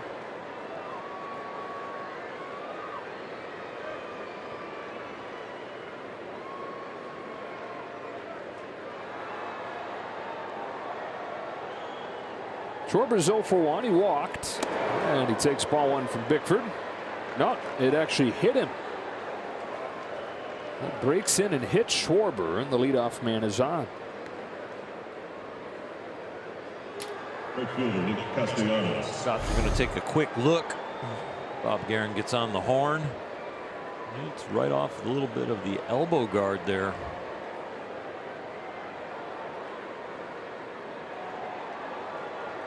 I was never a big fan of the armor that the players used to wear in the late 80s and 90s. I always felt like if you wore something that protruded off of your skin greater than an inch, if you get hit on that, it shouldn't count. Too empowering. Yeah, you only have, let's give them a 1/4 of an inch, you know, 3/4 of an inch, but this elbow guard here, I don't know if it hits that. Sharply hit, could be 2, 5, 4, 3, double play.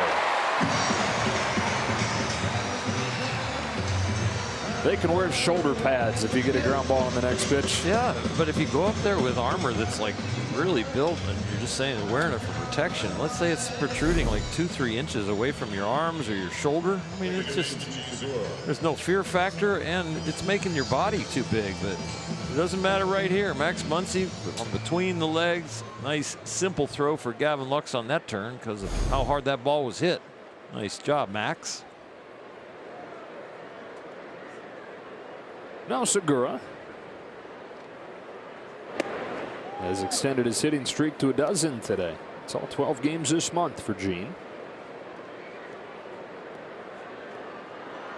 32 years old, 2-time All-Star who's been traded 4 times.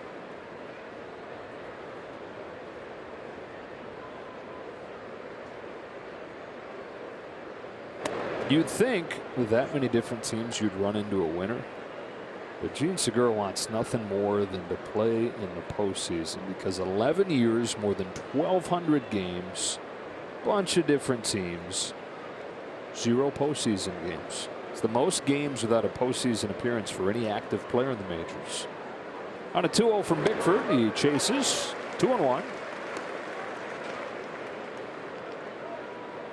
Could this be the year, not just for Segura to reach the postseason, but for the Phillies to get back there for the first time in 11 years? A good baseball brand who belongs in October. He's the kind of guy that, you know, as many line drives as he hits and squares up the ball, he could end up being an MVP in a playoff series. On a 2-1 from Phil Bickford, that's way outside, ball 3.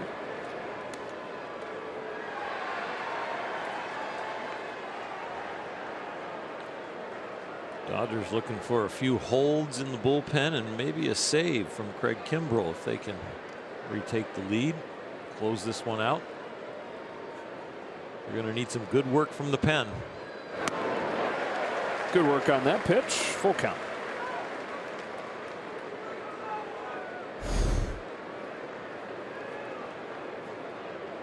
Phil Slider has been slugged a little bit more this year. Throwing a lot of fastballs away and a lot of sliders. Maybe needs to use the inner half of the plate a little bit more just to adjust the hitter's sights. Big fan out there. Autographed jersey. Sweet. Sweet. Faces the minimum on 8 pitches thanks to the pitcher's best friend.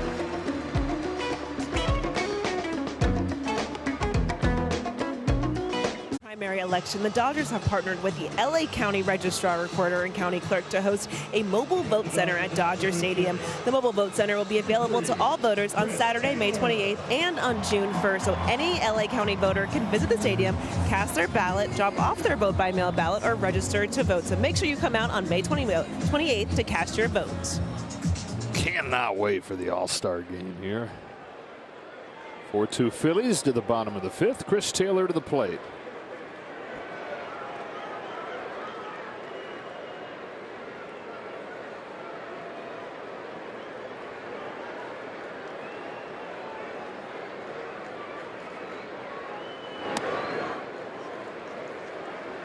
I'm excited for the election too. Misfired on that one.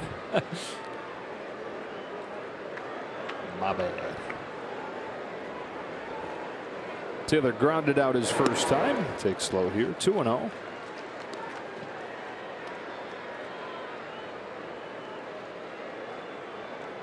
Dodgers got 1 in the 3rd, 1 in the 4th. After the Phillies got 4 in the 2nd. That's a ball, and it's 3-0.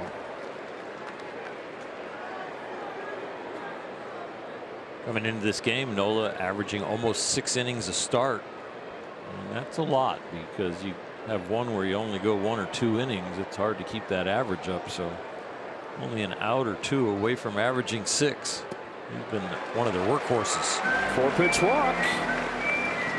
Been knocking on the door the last few innings. They got the leadoff man on again. He walked the leadoff man last inning, and that turned into a run. Number 9, Gavin Lux. Aaron Nola, the brother of Padres catcher Austin Nola.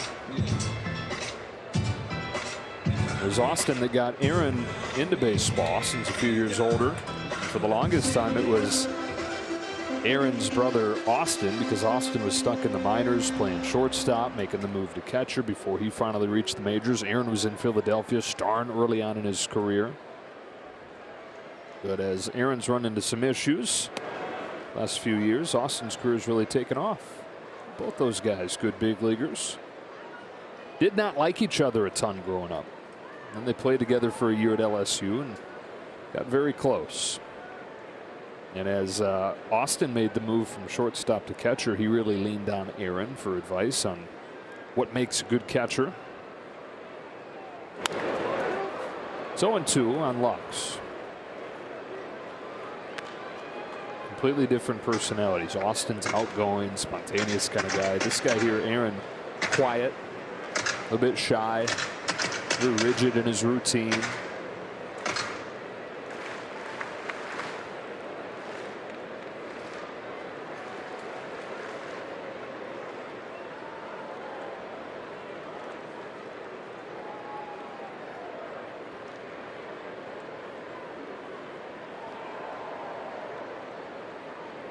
Peeks over that shoulder, comes home 0-2 and strikes Lux out for the 2nd time.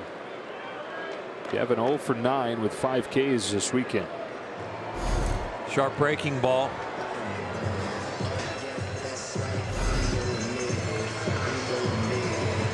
Right field, Mookie Betts. Back to the top, Mookie Betts, who has homered in back-to-back games, led off yesterday's game with a home run. 2nd time he's done that this year. And they've got the Dodgers scoring started again today in the 3rd. Top of the order, these top 2 hitters, Mookie and Freddie Freeman. When they go, the Dodgers go. Right now they are 1 for 4. Let's see what they have in store for us in these next 2 at bats. There goes Chris Taylor. Here's the throw from Stubbs. He's stolen second. 2nd stolen base of the day for the Dodgers. Nola's got the full leg kick. Pretty quick with it with a man on first, but not quick enough right there for Chris Taylor. Nice jump. Takes the glance in to make sure the ball's not put in play and hangs onto the bag.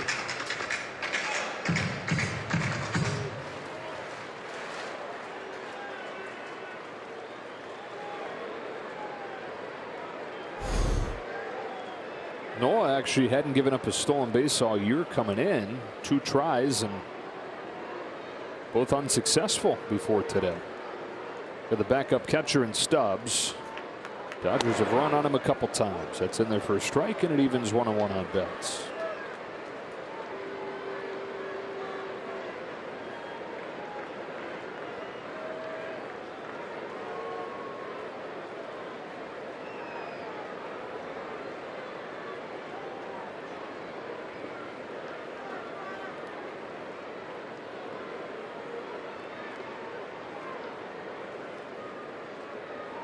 The 1-1. Betts watches a fastball for a strike, 1-2.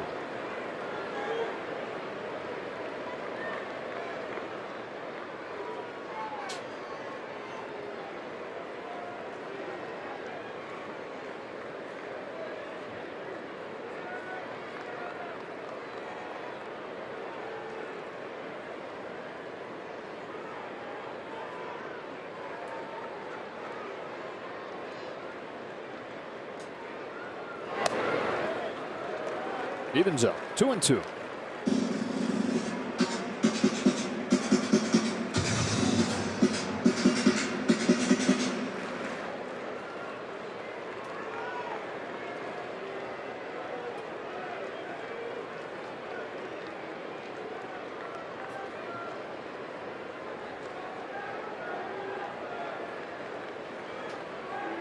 Taylor at second, one gone. Here's a 2-2 to Mookie Betts. Swing and a miss, 2 out.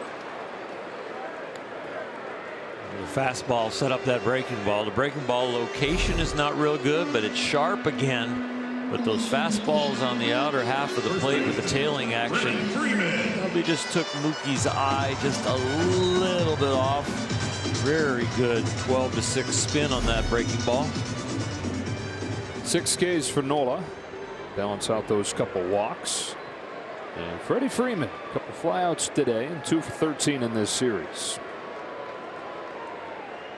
Always hit Nola well, though. Taylor at second, 2 gone. Freeman takes strike 1.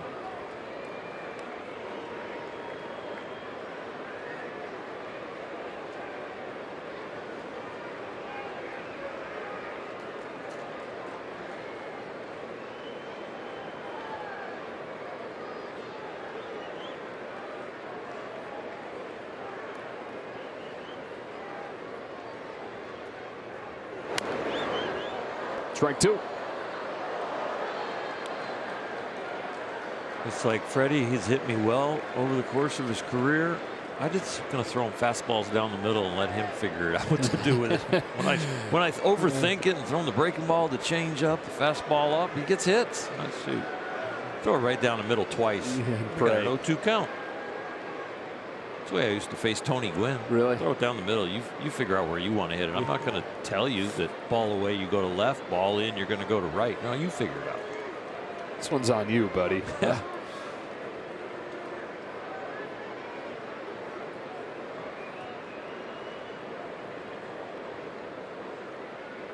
Oh, 2. Decide to spin one. The breaking ball has been good for him here against Mookie Betts, and Gavin Lux tries it with Freddie Freeman. He spoils it. 3 of his 6 Ks have come on that pitch.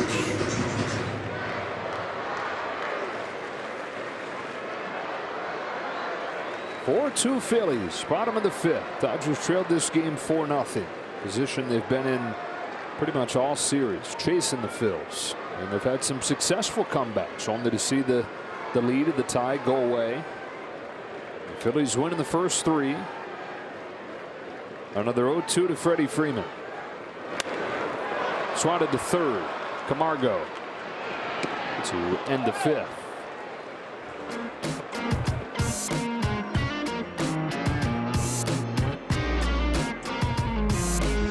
2 by in and out. Phil Bickford leaves. Alex Vesia comes on, trying to get things going again. First 10 outings of the season didn't allow a run, but then he faced these Phillies on Friday night and didn't retire a batter. Faced 3, all of them reached, all of them scored. Got to exercise that short-term memory and just erase it, and then it's even harder when it's the same uniform, the same series. So this is a mental exercise and a physical exercise.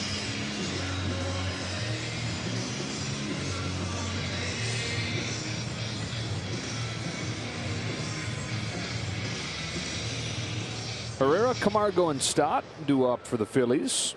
We got all 4 runs in the second inning. Herrera's 0 for 2 today.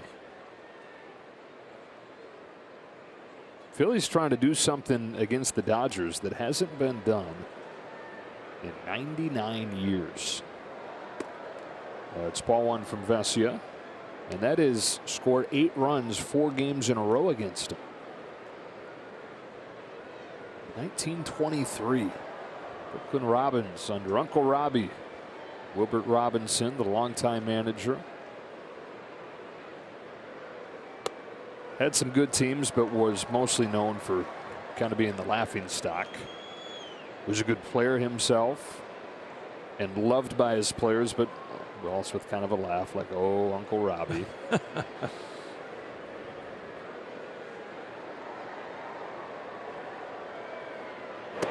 A writer one time said about Wilbert Robinson that he watched it all with a certain detachment, as though he might have other more serious business on his mind, but he was also genuinely fond of his players, like a grandfather with too many rascally grandchildren bounding around, sighing and smiling at their antics. 2-1 pitch is pulled sharply foul, and it's 2-2. They're sitting around at spring training one year, the players and Uncle Robbie, and they're having a discussion, having an argument. Do you think he could catch a ball dropped out of an airplane?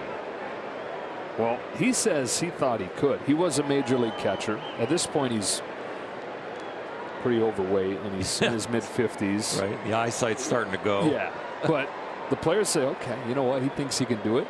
They went out and hired a pilot to put him to the test. Vesia's 2-2. Ground ball to first. Backs up Freeman. Vesia just beats Herrera to the bag. 1 out in the 6th inning. So the pilot gets 2 baseballs. Goes up. Uncle Robbie, backfield at spring training, waits down there. The 2 baseballs don't get dropped anywhere near the field. So they're like, what the heck? What's going on? The pilot's up there out of baseballs, and instead of turning around, landing, picking up some more baseballs, looks back in the back of the plane, and there's a box of grapefruits back there. So he says, okay, I'm not going to get more baseballs. I'm just going to drop this grapefruit. Well, this one he drops accurately. And Uncle Robbie's waiting down there, 55 years old, 300 pounds, settles under it. Here comes this baseball. Here's Johan Camargo. There's a pop fly foul. And he looks up. He waits on it to come down, settles under it. I got it. I got it. Drills his glove and splat. Grapefruit explodes everywhere, and he's screaming, oh my God, it's torn open my chest. There's blood everywhere. And he soon realized he was fine. It was just a grapefruit, not a baseball. And the whole team rolling over laughing. He could have caught it. 0-2. Wow. Eyes are burning. Got seeds in my eyes.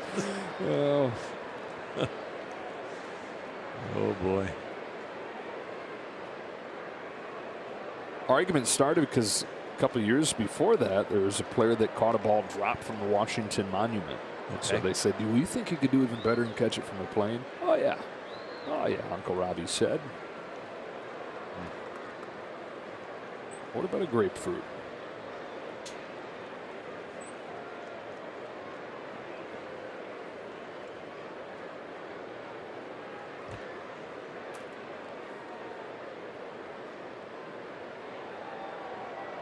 Long wait. Now an 0-2.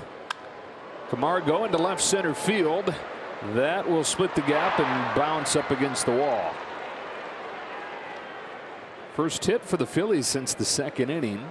Only hit today outside the 2nd inning.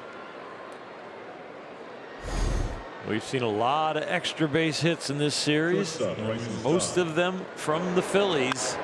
And Camargo with that long swing. He starts it early, but he keeps the bat in the hitting zone for a long time. Walk, line out, doubled today for him. And a 1-out base runner against Vesia. Bryson Stott comes up.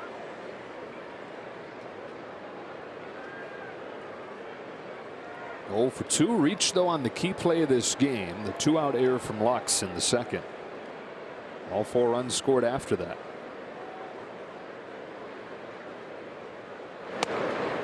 Strike one.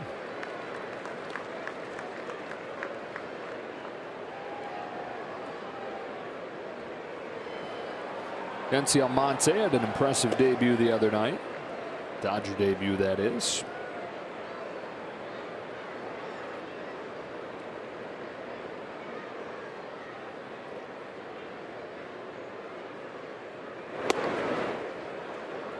It'll high, 1-1. Those overcast skies have turned to bright blue above Dodger Stadium. Skies that looked like it was going to be hard to see a ball to high skies now, that blue.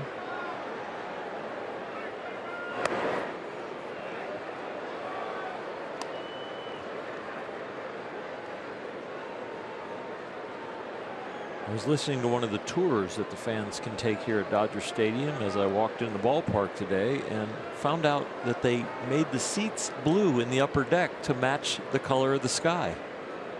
And so your eye just goes right from the blue seats right into the blue sky. And the rest of the seating originally had to do with matching kind of the color of the beach and the ocean, sand color. The blue of the ocean is the first level, and the blue of the sky is the top level. And that sand in between, you are so right. I had never heard that before until today.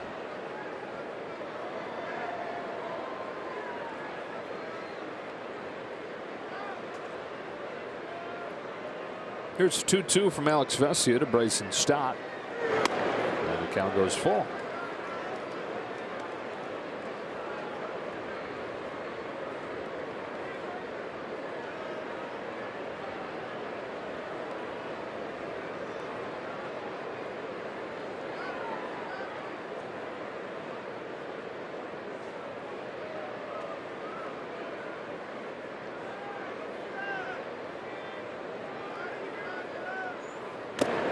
Into the glove. He gets him. 2 out.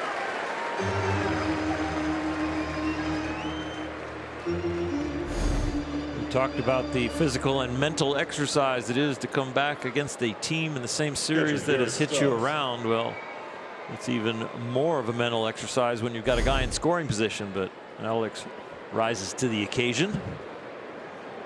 5th strikeout for Dodger pitching today. 5 more, and everybody gets a free jumbo jack tomorrow. Yet to retire the 9-hitter Garrett Stubbs, who doubled home a run and scored in the 2nd and then walked in the 4th.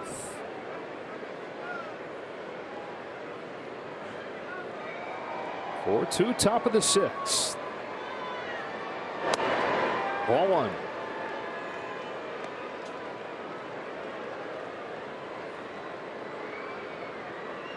Just a traditional baseball game here today, a little different than the first 3 games.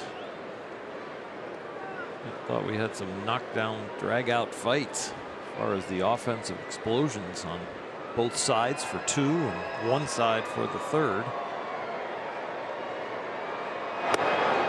9-7, 12-10, 8-3. 51 runs on 65 hits between the teams the first 3 games. Didn't hear any complaints about the baseball in those first 3 games. Yeah, right.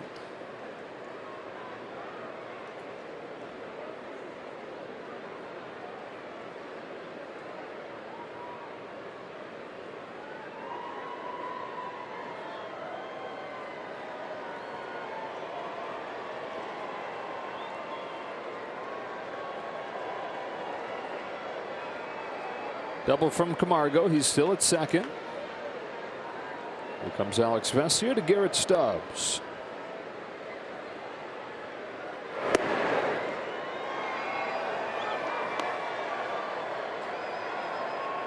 There is no first base open in my mind here facing Stubbs. You don't want to get the Hoskins. And Vesia might not get to face him anyway.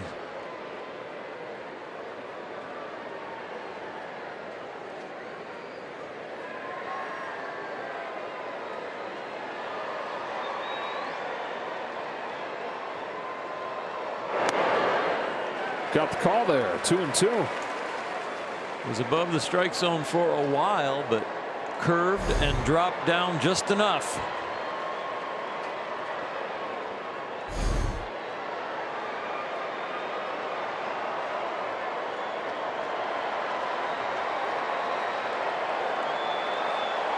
talked about the ocean and the sand and the sky and the colors of Dodger Stadium seats. Well, they've got the wave going now. 2-2 offering. Strike three. Breaks in there on Stubbs. Vesia pitches around the double.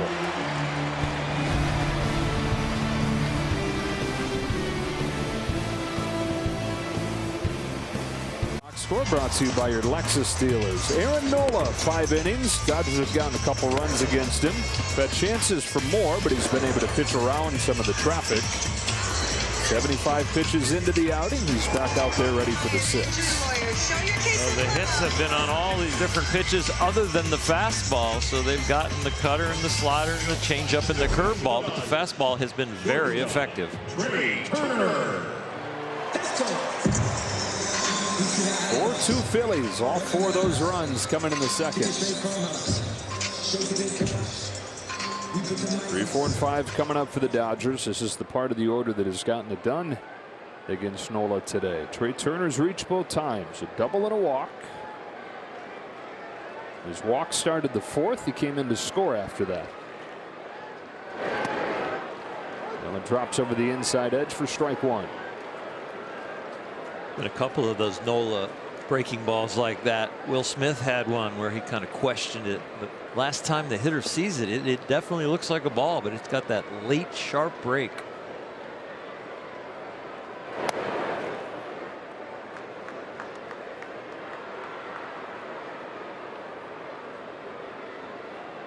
Dodgers all time against Aaron Nola's curve are 6 for 40. 1 for 5 today. 6 for 40 in the 6 games they've seen him over the course of his career. Turner, oh, what a snag by Stott. And the Phillies, who the punchline for the Phillies these days is the defense. The left side of that infield has been tremendous today. That's an understatement. Camargo started a double play on a Justin Turner bullet that really got him out of a jam. Nola has been really rescued by the defense. This is another bullet that at the top of the jump and the top of the webbing, they record an out. Seen 2 plays just like that this week during this losing streak for the Dodgers. Will Smith had a ball hit just like this in Pittsburgh to end a bases loaded situation. And now Trey Turner gets robbed to open this 6th. Speaking of Will Smith, here he is. Ball 1. Bryson Stott, the rookie. There's a rookie that did it in Pittsburgh as well, Diego Castillo.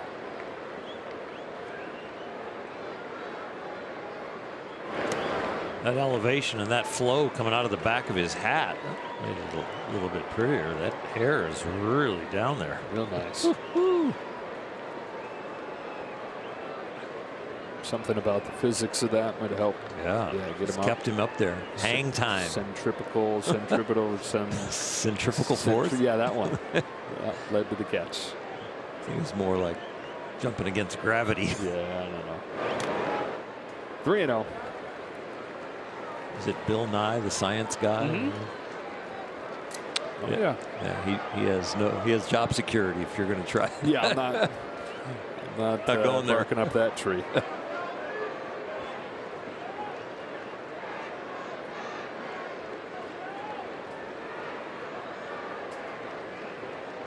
Four-2 game, 6th inning, 3-0 pitch. Strike 1. Nola came into this game averaging about 6 innings a start. He'd love to get through this one. 82 pitches. Most he's thrown this year is 101.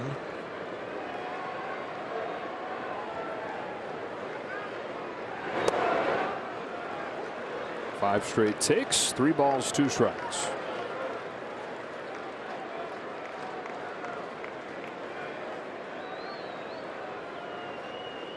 Max Muncy gets very close during the slump to the current hitter, whoever he's hitting in front of. Almost feels like he's trying to get in the box early.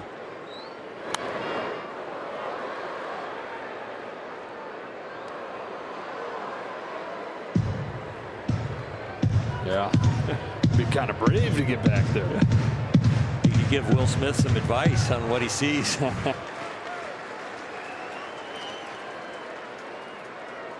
He's halfway between the on-deck circle and the dirt circle. I used to say something about guys who did that. Yeah.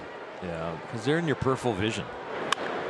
Fly ball, center field. Herrera's going back, measuring for the wall and making the catch.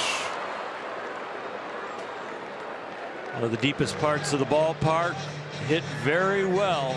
We've seen a lot of balls out there die this year. A little bit of a breeze blown out to right center, but Will Smith just didn't get enough of that one.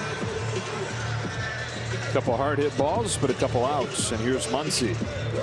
Single homer run in the fourth. You'd like to hit it the same exit velocity, but elevate it this time. That sharp ground ball that got through 3 infielders on the right side of the diamond. There's 3 more there now.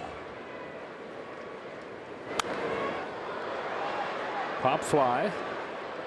Margot out of room just barely.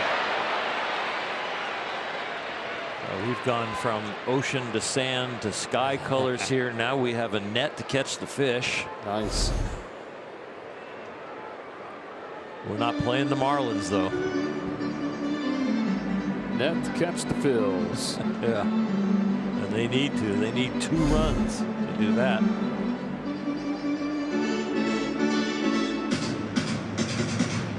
Trying to snap their 4-game losing streak. Trying to end the Phillies' 4-game winning streak. No balls and a strike on Muncy. Nola throws. Muncy takes ball 1.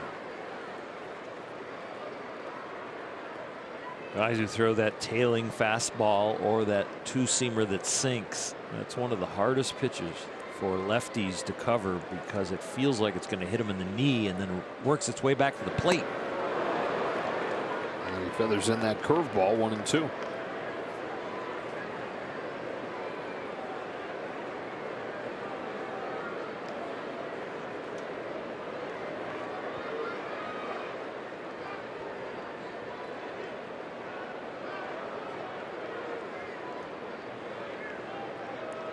Fifth selection here. Brings it back to get Muncy looking. Strikeout number 7 of the day for Nola, who retires the side in order in the 6th.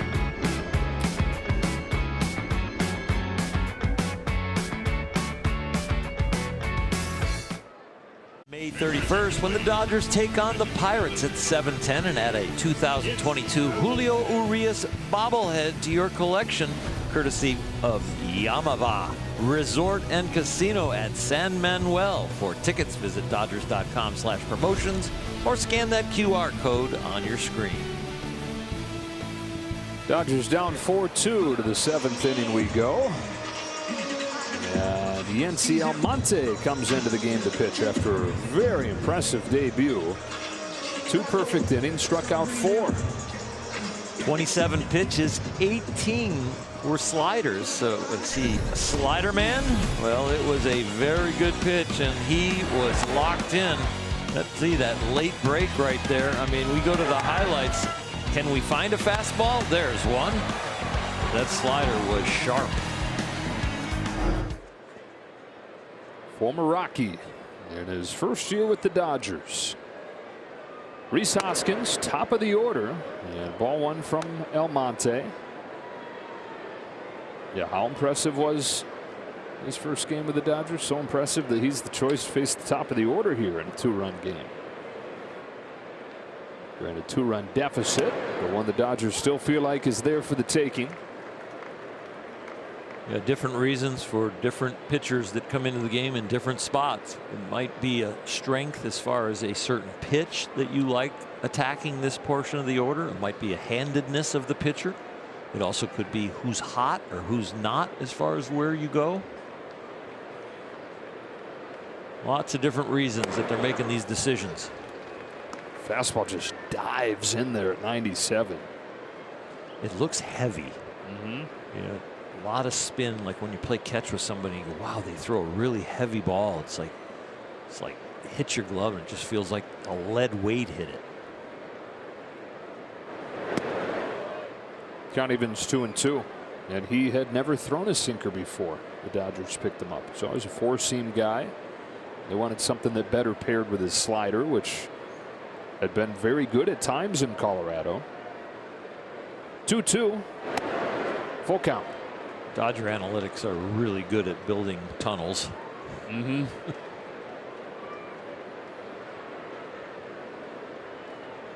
Maybe Elon should hit him up. Is he still working on his tunnel thing? Yeah. 3-2. Leadoff walk for Hoskins. Let's check in with Kirsten.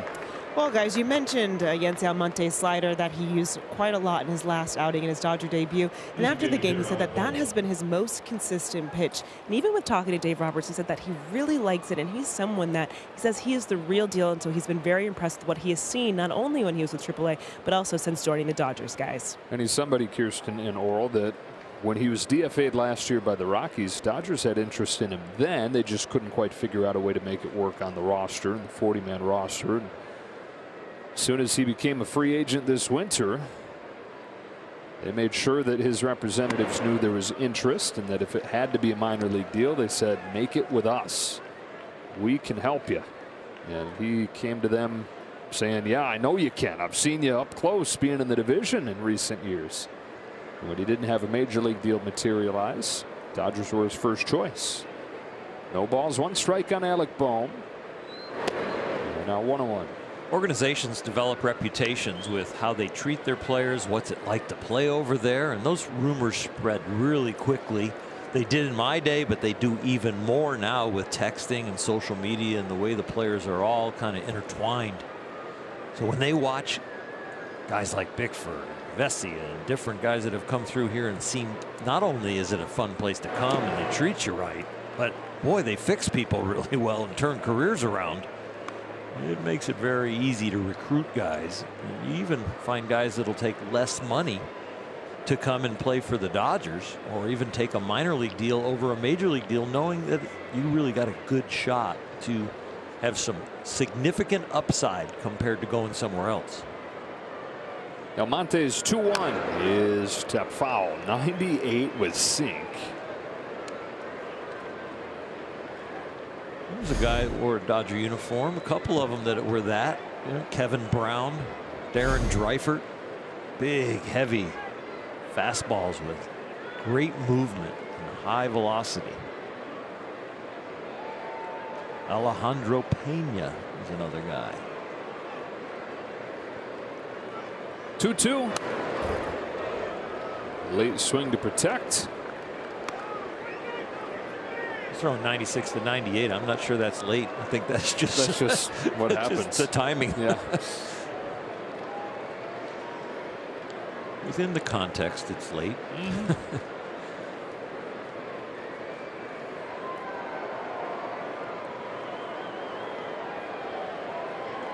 Hoskins at first, led off the inning with a walk. A 2-2 pitch. Cracks his bat. Soft hop. Out at second. Out at first. 4-6-3 double play. Well, the first portion of the double play, the ball off the bat and the flip from Gavin Lux are very routine. But Trey Turner, knowing that he's going to have to cut it loose after he receives the ball from Lux, boy, he winds up and fires it over there. Nice and easy and smooth, and now wham. 2 outs.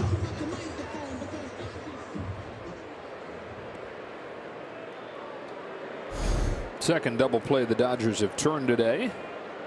Nothing doing for the Phillies outside of those 4 unearned runs in the second. Kyle Schwarber, ball 1. You're putting hot coals on Gavin Lux's head right there. Whew. It makes you feel terrible. Now you make me feel bad. Just the facts, man. Yeah. Right out of Dragnet.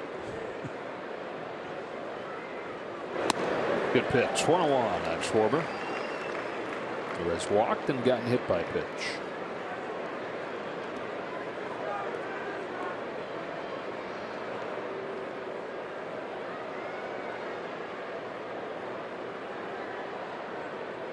Almonte's 1-1.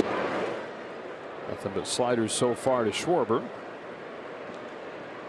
Schwarber's going to see a lot of spin all year until he starts to hit it, because he is significantly better against the fastball.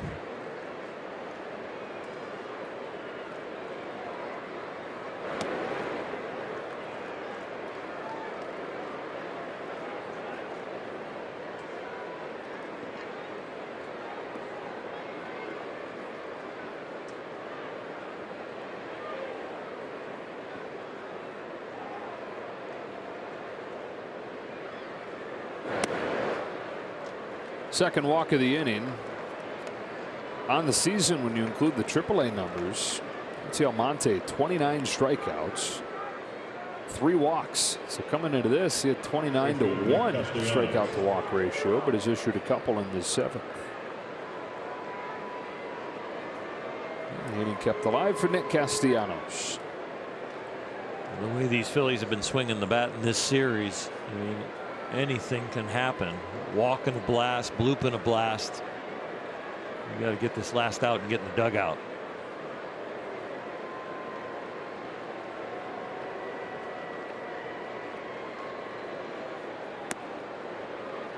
Castellanos really the one big name that hasn't gone off this weekend. That makes you a little uneasy. It's the kind of hitter that never goes too long without making an impact. The 34 home runs last year.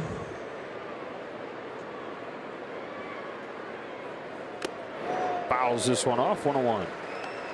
Slowed him down with the breaking ball away, took it for a ball, but then runs that 97 in on his hands. Barrel, no. Handle by the time it gets there.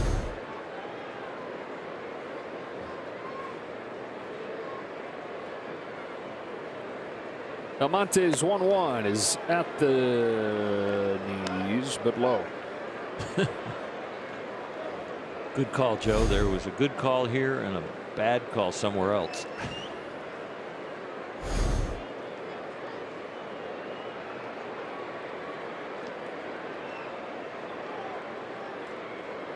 So it's 2-1. It's 2-2.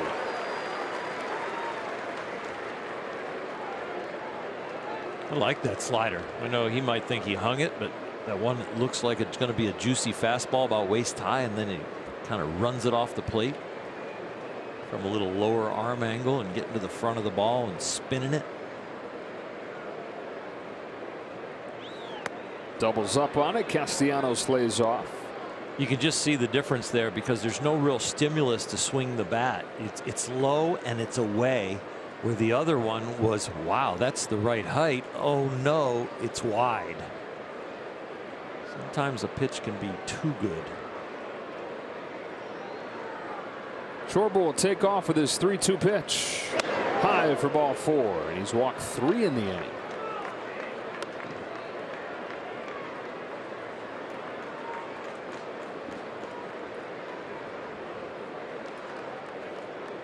In the minor leagues, the hitter's out.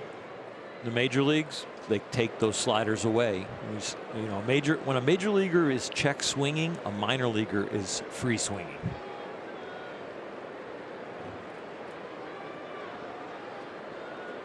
Explains how you can go from 29 to 1 strikeout to walking 3 in this inning against a hot big league lineup. 2-on-2 out for Gene Segura. A strike. Even and out. Different hitter, different result. Segura letting Edwin Moscoso know he didn't like that very much.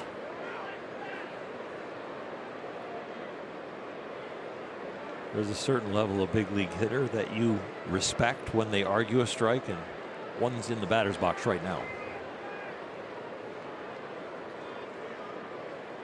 2-on-2 out. 0-1. Punched through, base hit to right. Schwarber stopped at third. The reputation of Mookie Betts ensuring that Schwarber didn't try to score, and the bases are loaded for Herrera. Mookie takes a lot of ground balls in the infield, and he fields this one like an infielder coming in from third on a swinging bunt. He charges it really hard, and never loses his momentum from the charge as he comes through it. Look at that momentum as he is just coming. A lot of outfielders will have to break it down a little bit because they're unsure of their hands.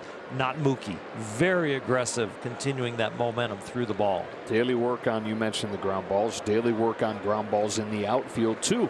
And he practices his throws to second, to third, and to home just about every day. Big old spot here. Bases loaded in a 2-run game. 2 gone in the 7th. The hitter's Herrera.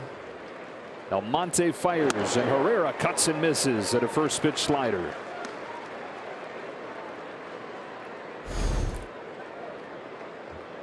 Well, the stuff and the consistency gets you to the big leagues, get you the call up and the opportunity.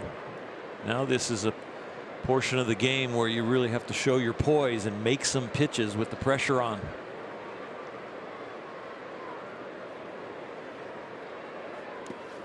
Good stop by Will Smith. 1 ball, 1 strike. That's a little different than the attempts we've seen Will make. We've seen Austin Barnes and Will go for the backhand and kind of scoop it like a first baseman. That was a little bit more body action with an attempt to block. Something that I think sports radio will enjoy. They like getting on the catchers for. Dave Vassay's had a few of those subjects in the postgame. Ball 2, nowhere to put Herrera.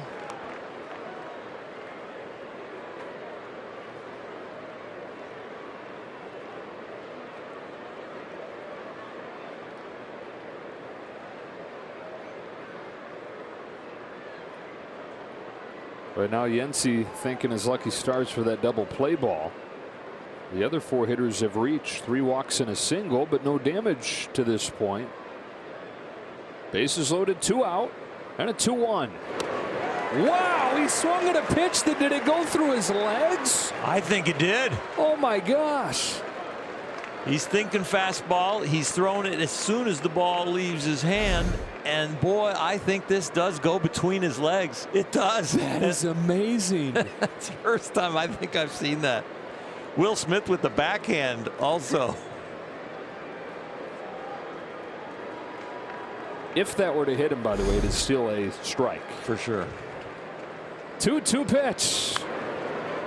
Popped up, out of play. How can you not throw him another slider after he swings at one that goes between his legs? That's right.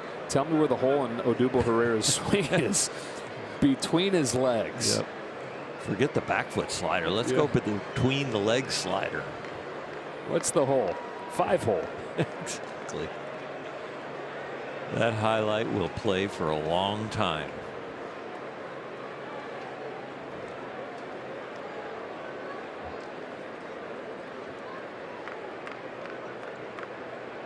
Bases loaded, 2 gone, 2-2. On the hands along first, a fair ball and a scoreless inning for Yency Almonte. Lived on the edge, but gets out of it unscathed, and we stretch in a 2-run game.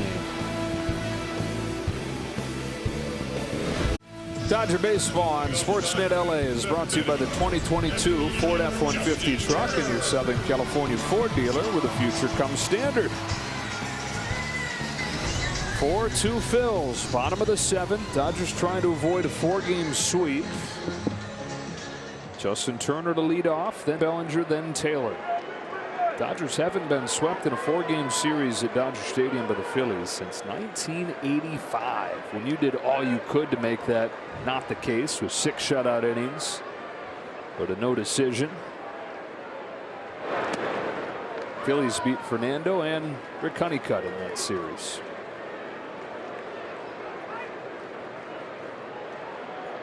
Aaron Nola at 90 pitches.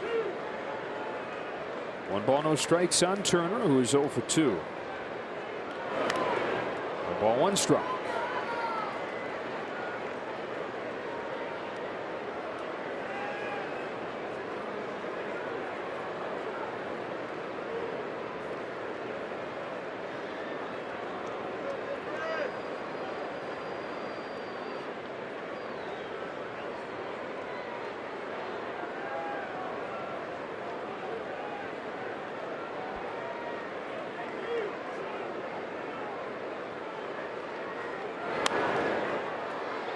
One and 2.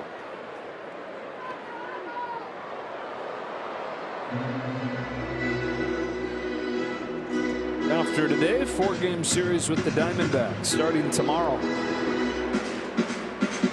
First day night doubleheader in Dodger Stadium history coming on Tuesday.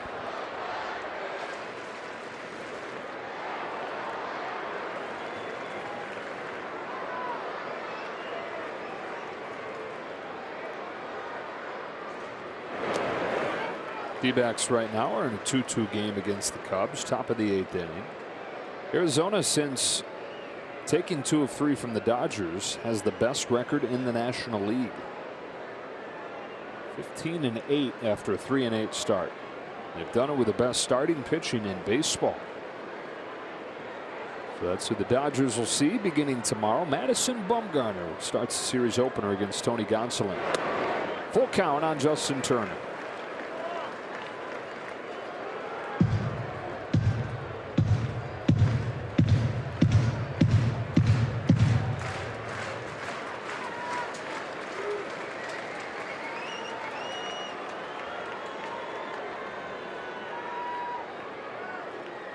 Turner leading off the 7th. Strikes out. You can't practice hanging on to a foul tip. Stubbs does a nice job capturing this one off the top of the leather and into the web. A word from Morongo. This Dodgers broadcast is brought to you by the 2022 Ford F-150 truck and your Southern California Ford dealer, where the future comes standard. Beg your pardon, Ford. A word from Ford. Ball one on Cody Bellinger. 4-2 game in the 7th. Bellinger 0 for 2 has struck out both times against Aaron Nola. 8 of them total for the Phillies righty. Fires a 1-0. Top of the zone for a strike. It's 1-1.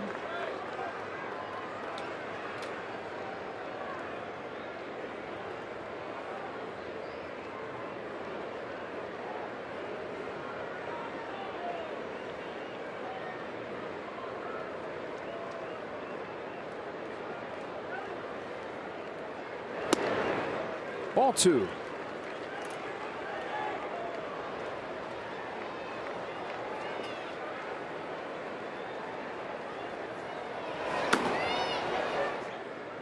Jeurys Familia, longtime New York Met.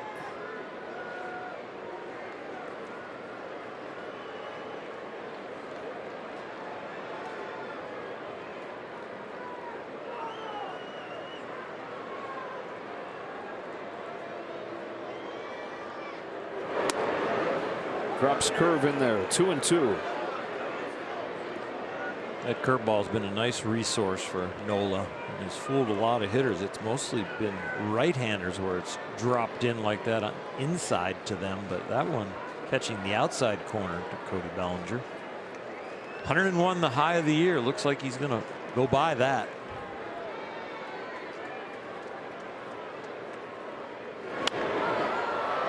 Popped up into the bright sunshine, left side of the infield.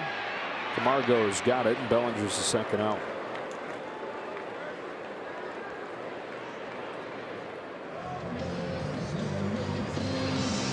Bottom of the 7th, 2 out. You are at the bottom of the order, so the top of the order is going to get one more shot at least in the 8th and the 9th, or maybe if this inning can get extended.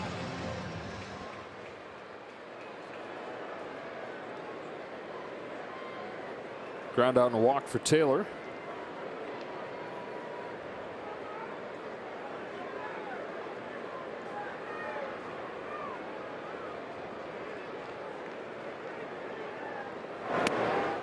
Change up, strike 1.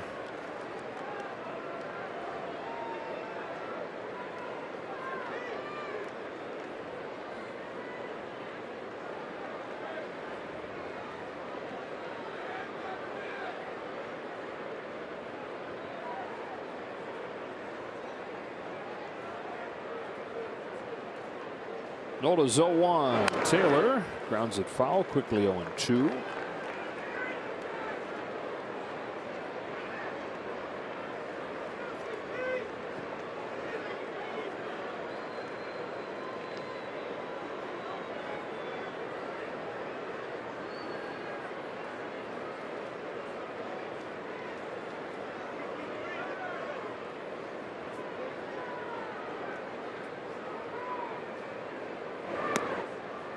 Takes it low.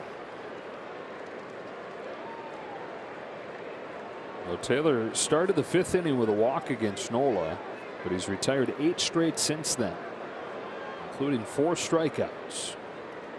Trying to finish strong. Is 1-2. It is low and ball 2.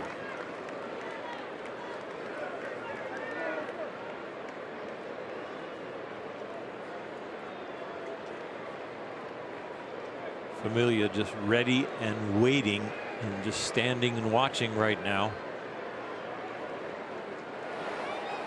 He is hot and ready to go. He's not going to waste any bullets down there. 2-2 pitch. Taylor takes ball 3. Full count. Lux waits on deck. Familia waits in the bullpen. 2 trains of thought when you get to your bullpen that has struggled, or your starter that's starting to tire, or you should get out. It's like, I want to give my bullpen some wiggle room. I get them out there with 2 out and a man on first, or they've not been real good, so I better hang with my starter. Yeah. Payoff. Hit him.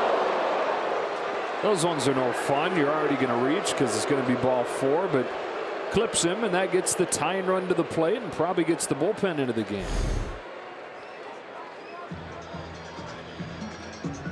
Joe Girardi getting the last bit of advice, and it looks like he's going to hang with Nola. Wow. He's returning to the railing, grabbing his lineup card and getting his eyes back on his starting pitcher that's still out there. Well, I can check that card and see that it's Lux coming up, and Lux today is 0 for 2 with 2 strikeouts. So Nola given the chance to finish 7th. Tying run up there, 2 gone.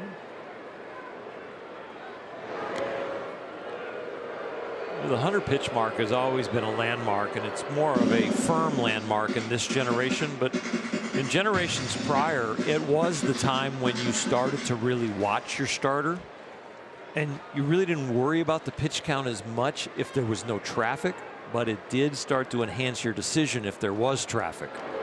So this kind of reminds me a little bit of an old school game where Joe Girardi kind of letting the rope out a little bit for Nola, like a Tommy Lasorda would, or a Joe Torre, or Sparky Anderson. You go back to Whitey Herzog and Danny Ozark if you're thinking Phillies.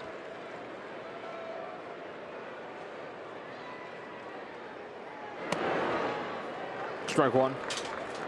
You know, if the pitch count back in the day was here, but you were still breezing through the lineups and getting people out and never getting in the stretch, you just kind of stayed out there until they got to you. But when it got above 100 and all of a sudden there was traffic in a close game, the decisions started to come, just like they do in this generation.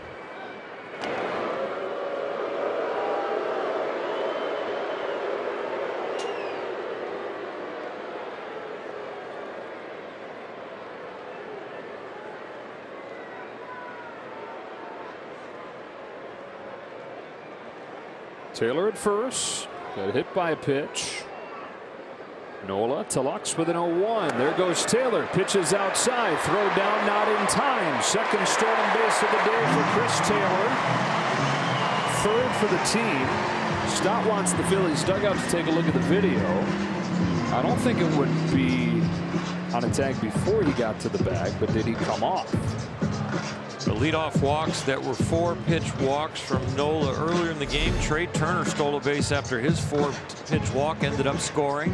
Chris Taylor, his last stolen base, had a 4-pitch walk, but they stranded him at second base. Now Taylor on with a 2-out hit by pitch. Swipes it, and they're going to review it. I wonder if he ever got there. Because of the leg there, huh? When middle infielders start using their leg to block second base on stolen base attempts, runners start to change their slide from head first to feet first.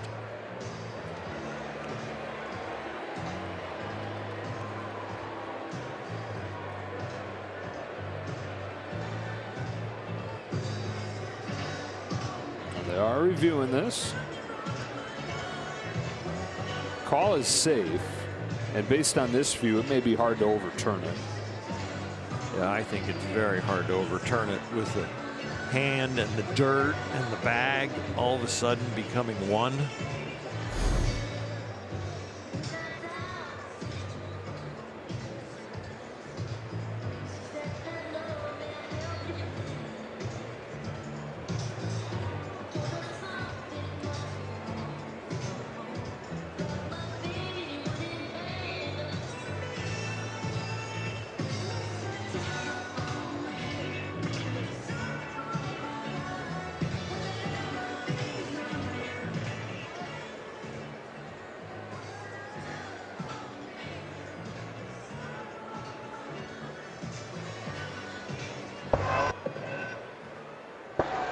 After review, the call on the field is overturned. Wow. The runner is out.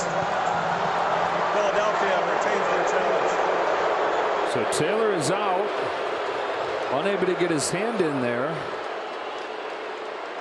And when you're in the act of playing the ball, as Bryson Stott was, you can do what he did. Don't. The Nissan calendar as this series comes to a close, and the Diamondbacks come in for 4 games beginning tomorrow. Then they head right back to meet up with the Phillies again, flying to Philadelphia on the off day Thursday, starting a 3-game series on Friday. So in the span of a week and a half here, they're going to play all their meetings in the 2022 regular season. Shane Green comes in, and we go down to Kirsten Watson. Thanks, guys. Well, looking at Clayton Kershaw right now, he played catch today. He did say that he had a little bit of soreness, but in general, he is feeling better. And so the hope is that tomorrow he will continue to bounce back and feeling good. With Andrew Heaney, he's not on the mound just yet, but he is playing catch. Dave Roberts said that the stuff is coming out really, really good. So he's excited that when he will be back, that he should be right where he picked up on. And on the road trip, he'll be with the team. And the plan is that he will be throwing his first bullpen, guys. All right, Kirsten, good news there. As Shane Green pitches for the Dodgers in a 4-2 game, top of the 8th.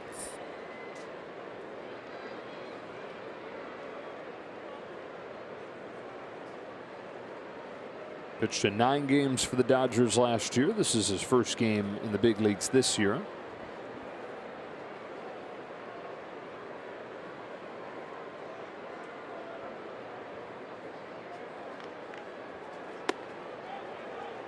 One ball, one strike on Camargo.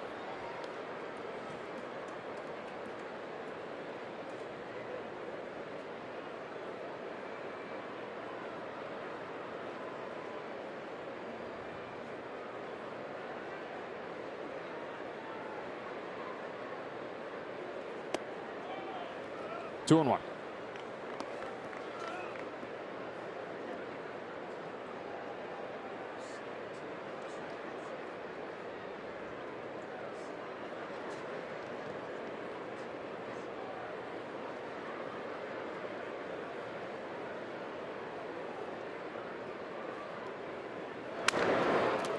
Flair, Lux.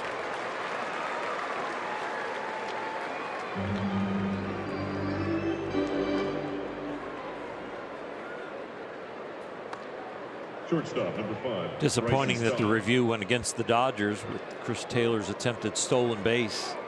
Had to put another guy into scoring position, where the Dodgers have been very good to start this game. They were 2 for 3 with runners in scoring position. But the last 4 times they've gotten somebody in scoring position, they are 0 for 4. That's going to have to change if they're going to catch these Phils. This is Stott, who got Taylor on that play. Takes strike 1 from Green. 0 for 3, reached on an error, scored as part of that 4-run second inning. That is all the runs in this game for the Phillies. Dodgers got 1 in the 4th, or 1 in the 3rd, 1 in the 4th. No balls, 2 strikes.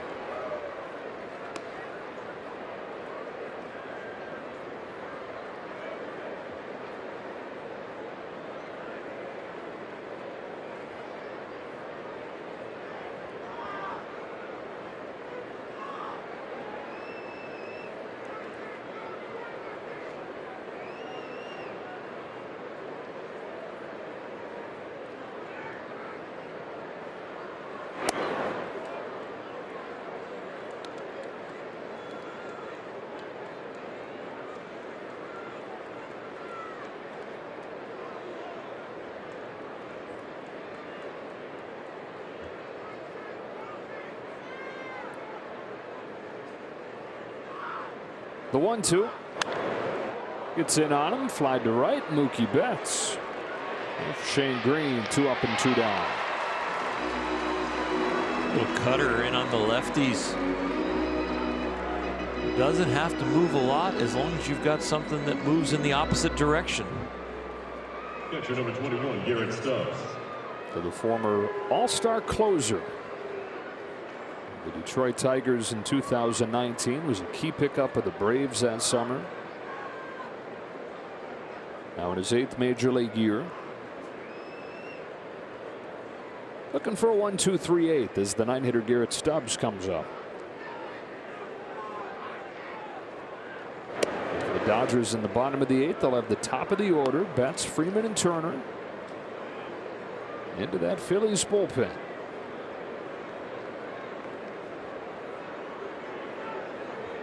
I beg your pardon, Lux will lead it off after he was at the plate when Taylor got caught stealing. So Lux, Betts, and Freeman.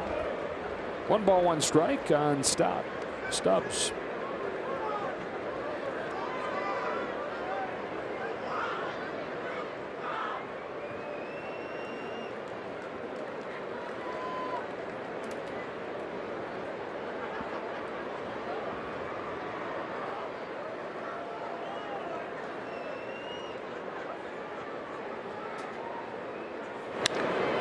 Line drive base hit, and the 9-hitter and catcher for the Phillies has been on 3 times today.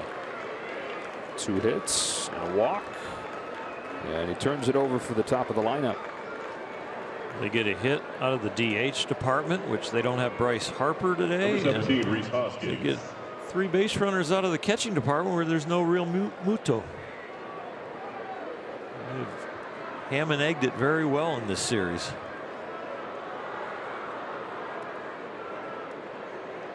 Gets Hoskins another chance on a day where he is 1 for 3, has knocked in 2 more. Hit streak now 8 games for Hoskins. He's hit 4 home runs during this hitting streak. Take strike 1 from Green.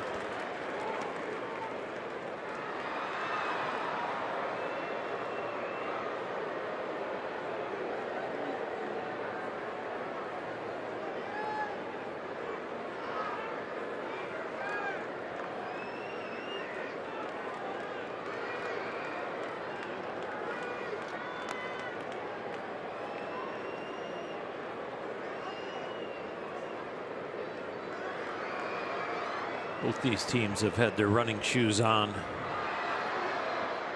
Not a bad situation right here for the Phillies to maybe try, even though it's a catcher.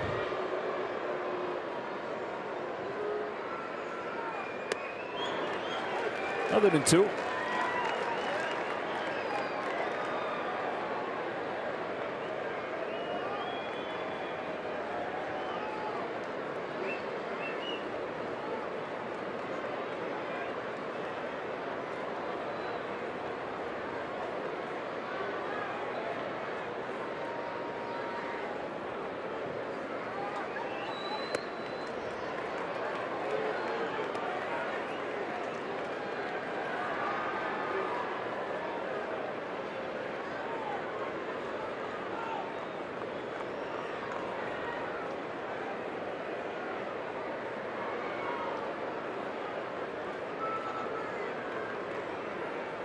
Green's 1-2 is lifted foul. Trying to become the 4th reliever for the Dodgers today to put up a 0. And the pen going through a low spot right now. They've given up 8 runs over the first 3 games of this series. But today, Bickford, Vesia, Almonte. Varying degrees of stress, but 0s for all of them.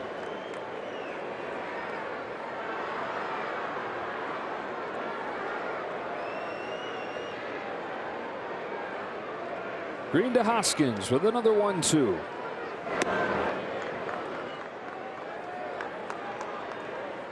Green a little upset with himself on that. Had a place there to think if I make a pitch, I probably got him out and just yanked it.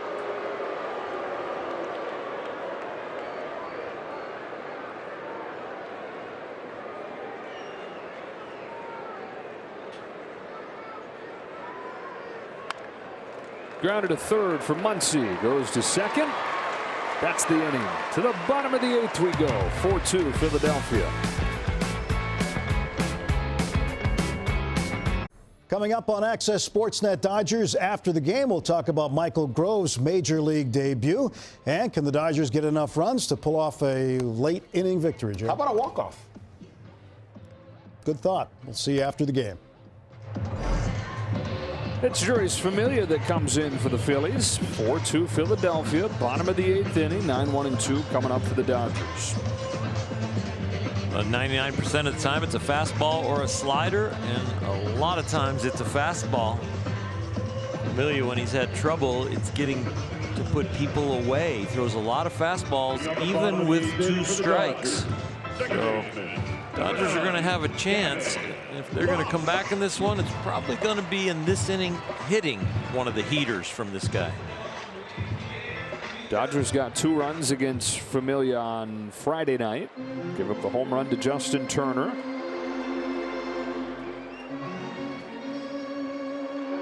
It's Phillies bullpen that over the first 2 games of the series gave up 8 runs in 10 innings, but then 2 scoreless last night. Lux was up there when last inning ended with Taylor getting caught trying to steal.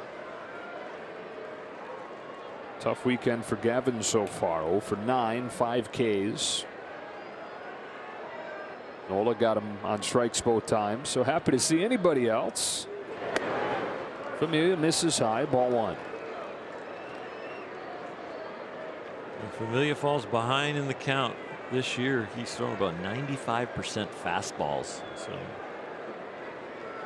get ready for the heater and turn it around.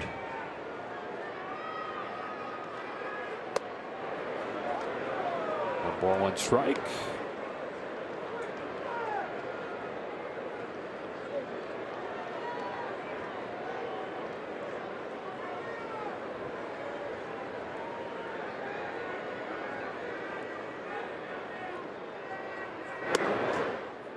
Almost came back to catch the corner, but missed a little bit in. Ball 2. Big swing pitch. 2-1 instead of 1-2. Well, there are fastballs that are straight as a string, and then there's fastballs that have this movement. So when you say you're going to get the heater, but it's definitely going to move, and his control issues are because that fastball moves so much. Sometimes it's short and tight, and other times it runs a lot. That was a ball. That was the same spot roughly as the one that was just called a ball. Ball out of hand, and ball as it doesn't work its way all the way back. A lot of glove movement too. So it's 2-2 on Lux. Trying to set the table for the top of the order. Trying to make Mookie Betts represent the tying run.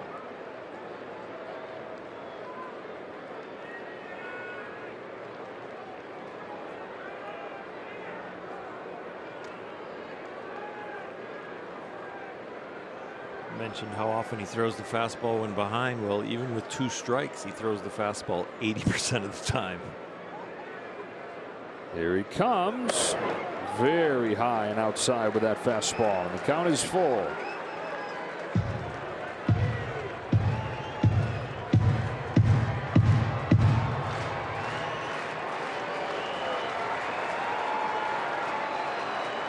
Betts and Freeman to follow. Lux starting the 8th. With a walk.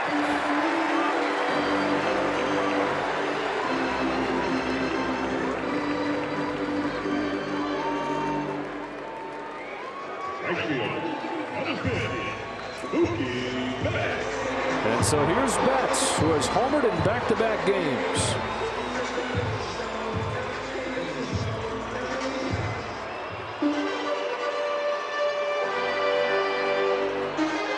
With Familia's movement, Mookie likes to turn and burn on heaters like this, and knowing that it's probably going to be hard and knowing that it's probably going to leak to the inner half of the plate, those are the kind of pitches that Mookie hits for a lot of power to left field.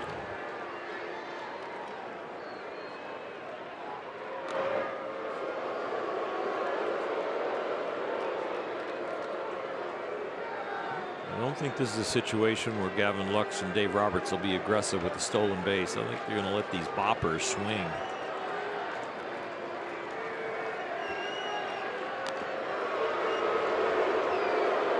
Delaying the inevitable. I like the fact that his attention is divided.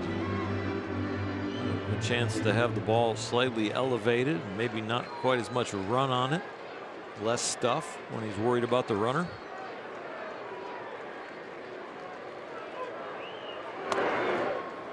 Off of the plate in, ball one. That's the one that's coming right into his swing if he's trying to turn on it.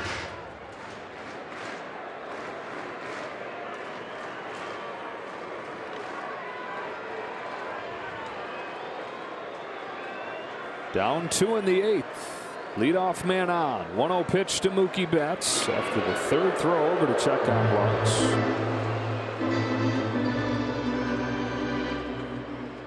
A right-hander with his tailing action on that fastball. And he's trying to be quick to home because there's a runner on first. A lot of times that makes your arm late.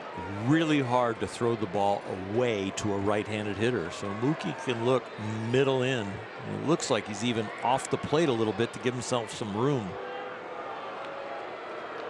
Familia is all out of sorts. No rhythm at all. Since the bullpens have come in, the pace of the game has really slowed down. Now Mookie's holding it up.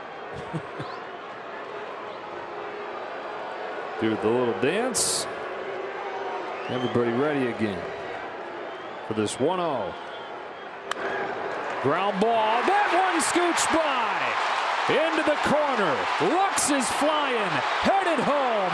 Mookie Betts drives him in. 1-run game.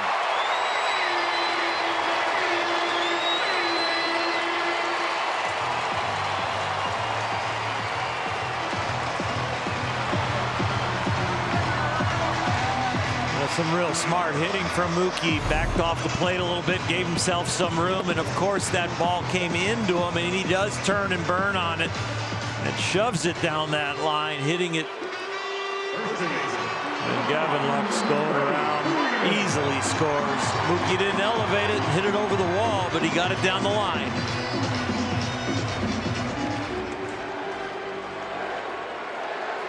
And now Freddie Freeman. Tying run in scoring position. Go ahead run at the plate. Trying to turn this game on its head. Familia is lost with the walk, with the double, with all the pickoffs, and now can't get to the right side.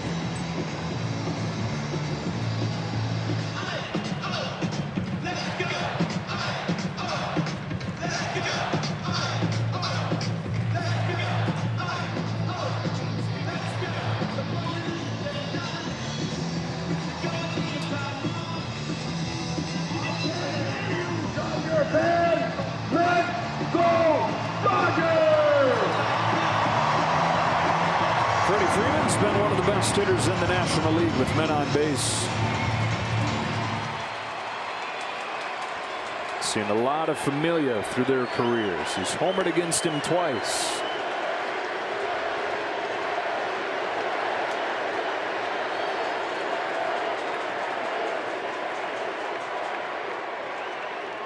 Here it comes. Freeman fouls it off.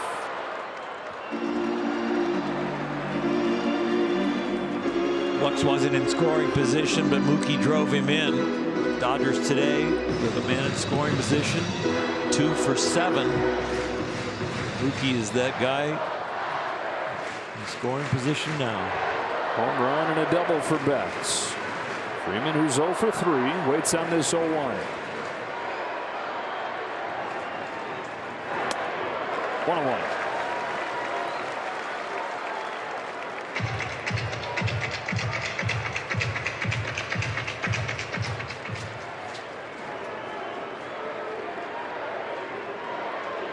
More traditional of a ball game today after a couple slugfests and a blowout. 1-1 pitch, ball 2. Couple fastballs nowhere close. The Dodger bullpen has set up this comeback with some guys putting some zeros up there on the board. Now the Phillies trying to respond to that, but these Dodgers have something else in mind. feels like Dodger games that we've seen before the Phillies arrived.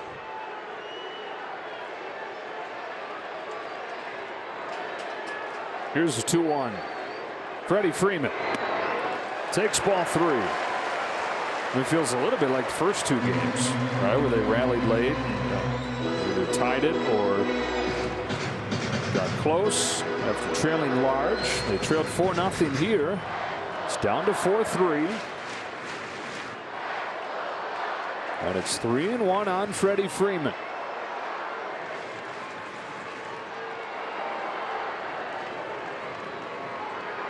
Familia throws. Freeman takes ball 4.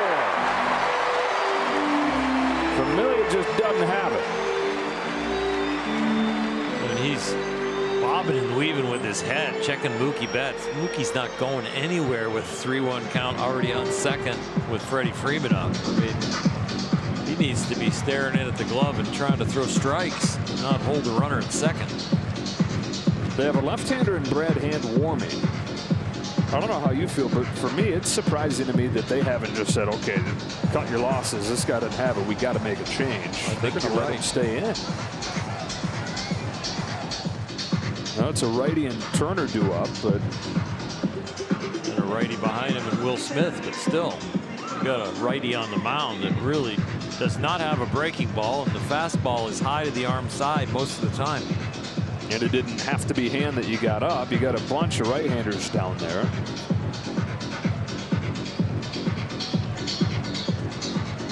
Joe Girardi going to let Familia try to figure it out against somebody who's heating up. Trey Turner. A hit in 7 straight games after he doubled in the first inning today. He also walked and scored a run. The lone out that he made blistered a liner. It took a great play from Stott at short to keep him from reaching for a 3rd time. That's the tying run. Freeman the go-ahead run. Familia to Trey Turner. Bouncing ball to 3rd, to 2nd, 1 over to 1st, a double play. 5-4-3.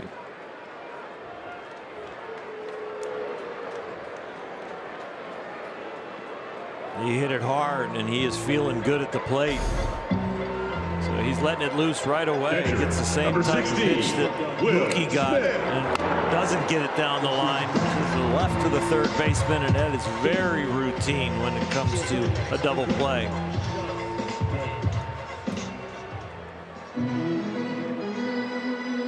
Up to Will Smith.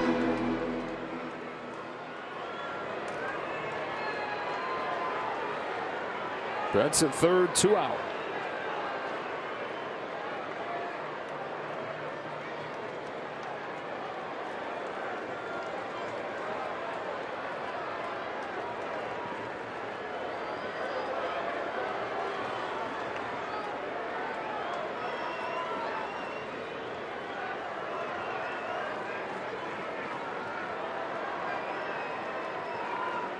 First pitch by the hands, ball 1.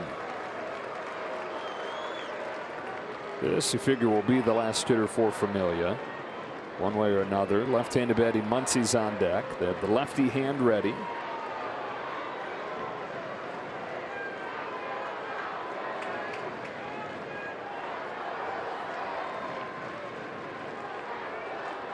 The 1-0. Fly down the line. Castellanos out of room. 1-1.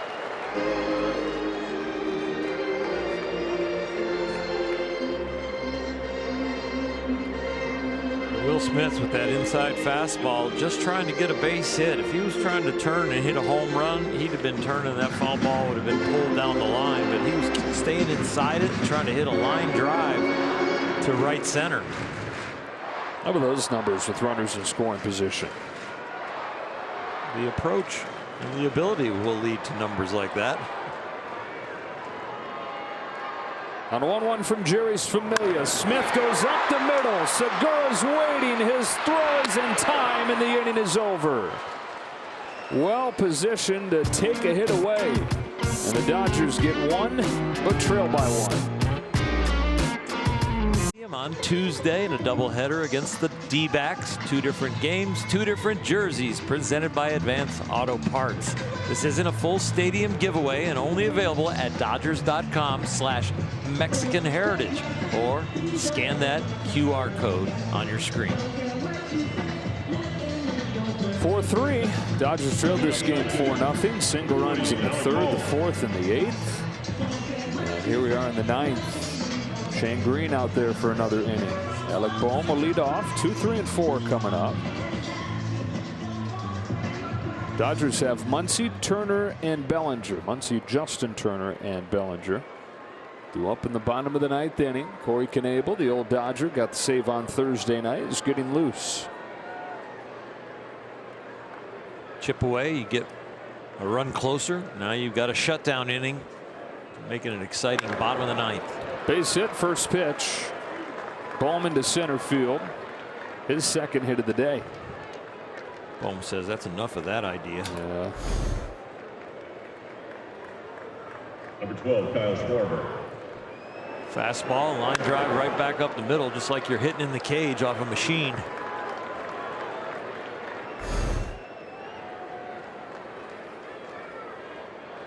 Schwarber, 2 walks, and he was hit.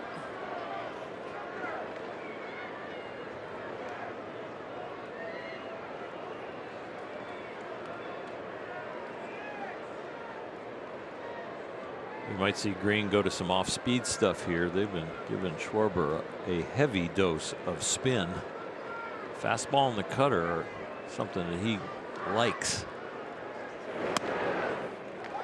Spins to the inside corner. Little slider at 78.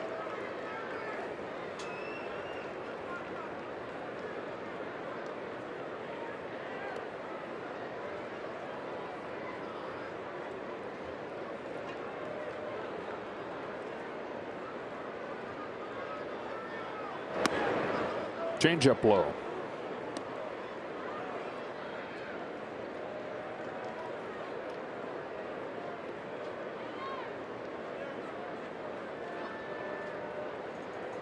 Guys that are good fastball hitters and don't come off a fastball are usually guys that hit off of arm speed. So the speed of the arm coming through. Betts got him.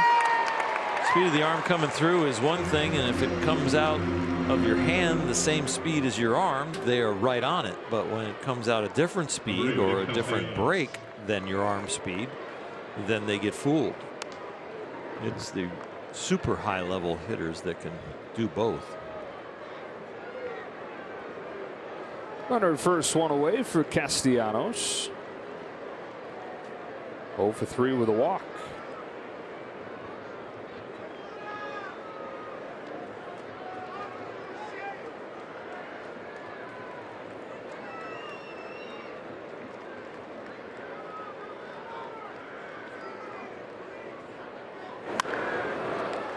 Fly to center.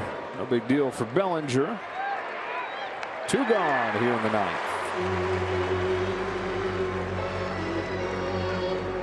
Schwarber, he took the sting out of the bat with changing of speeds. Number 2, with that one right there. Got it off the barrel with a little cut action. 4-3 Phils on 4 unearned runs in the 2nd inning.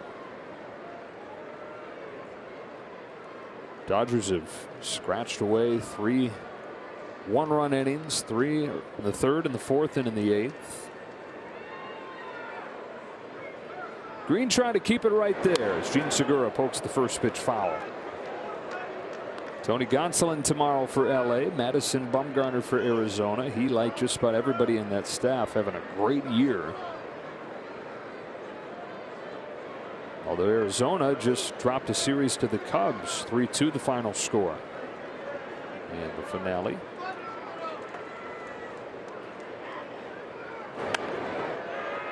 Fights that ball off, but foul, and it's 0-2.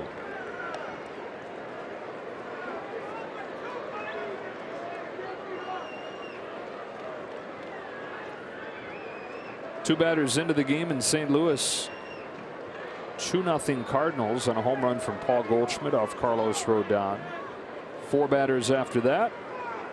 4-0. Yadier Molina drives in a couple with a base hit.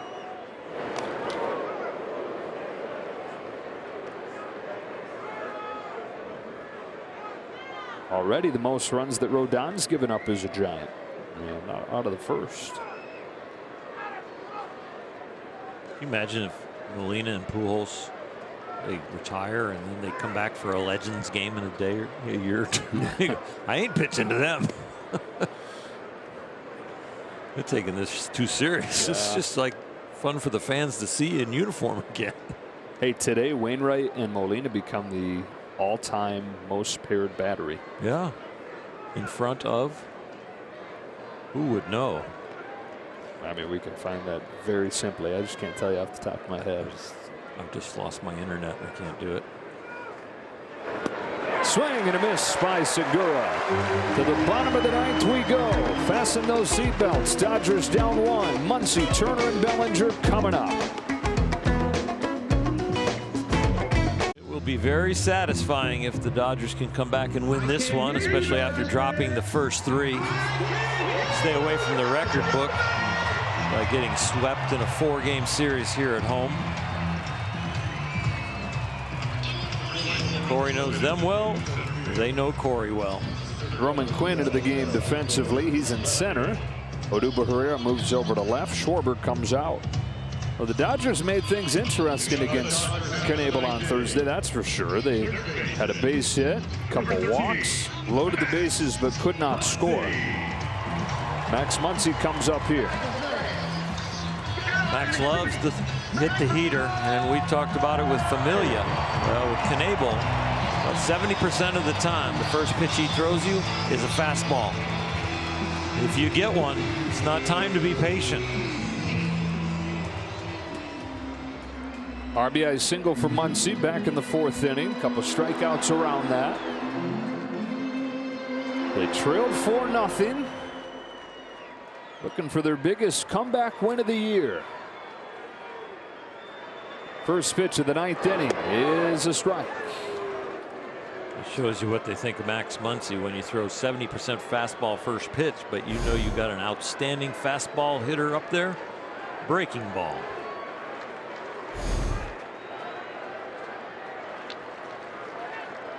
On the 0-1. Fastball is popped into center. Quinn started back, comes on, makes the play. Just plugged in there for his defense. Didn't get a great read off of the bat. The recovery was exceptional. Lots of different issues for center fielders. Line drives that turn into knuckleballs coming at you. This one a full swing jam shot. So he froze and actually stayed in his position for at least what would have been 2 or 3 steps. Has to use the speed, and the rest of the route with that speed was enough. Now Justin Turner had a game-tying home run in the 9th inning on Friday night. 0 for 3 in this one.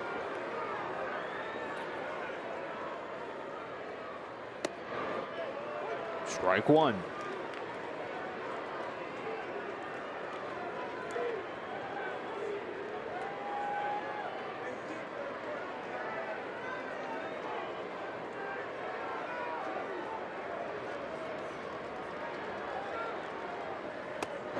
Almost got him. A ball and strike.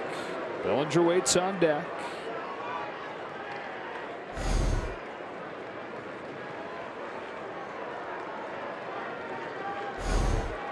Corey Knebel in his first season with the Phillies. Delivers 1-1. Turner takes way outside. Ball 2. Very good for the Dodgers last year when he was healthy. Missed a lot of the season though with the lat injury. Plugged in as the closer. First time he's been a full-time closer since he was with the Brewers before his surgery. A 2-1 pitch. Caught on a miss. 2-2. It was back in 2017 and 18 when he was an all-star for Milwaukee.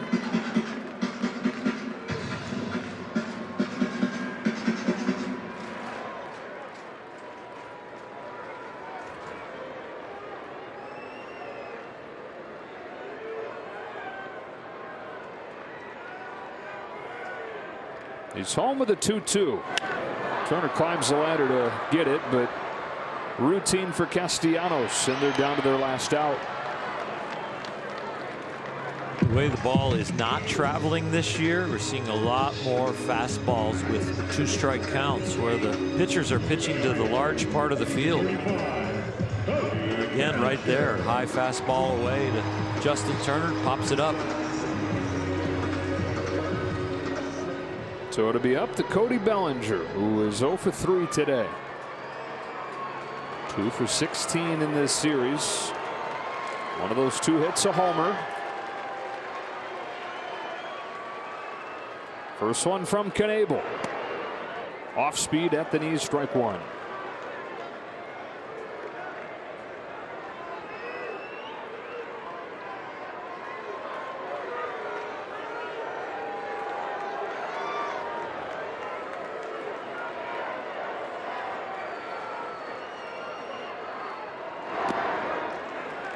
Back-to-back curveballs. 1-1. 7:10 tomorrow night against Arizona.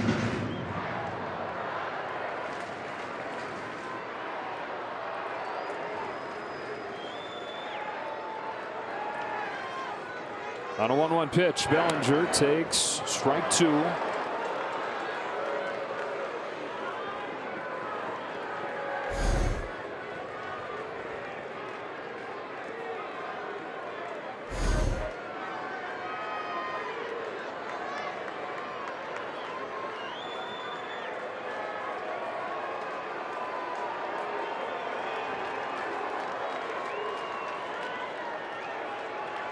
Knebel's 1-2. Pulled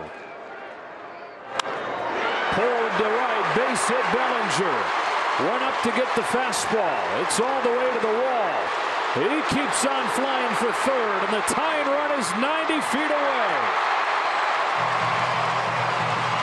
Not finished yet.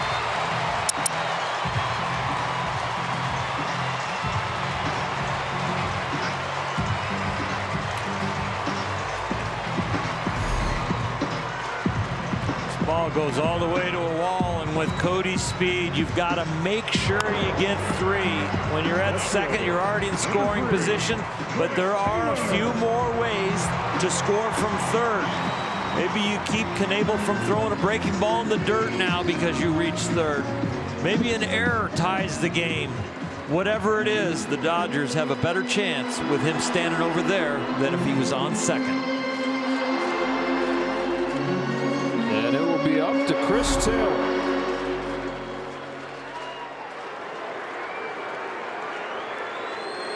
Four, 3, bottom of the 9th. Knebel deals. Taylor takes ball 1.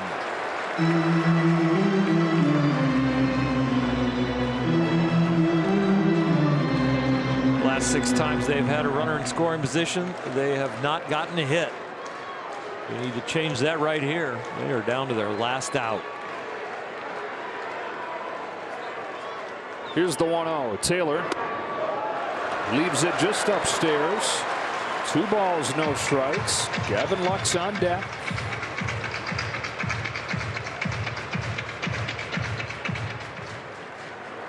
Boy, they've teased us all weekend, haven't they? So many of these situations where it's right there for them. Tying run at third, 2 out, 9th inning. 2-0 pitch. Taylor went around, 2-1.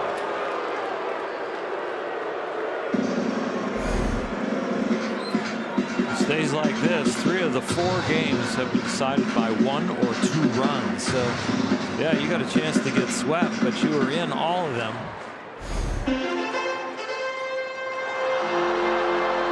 It's crazy. And there's as many runs as there's been that they've played this close. On a 2-1 pitch, Chris Taylor almost got hit. Fastball after fastball with Bellinger at third, staying away from the breaking ball.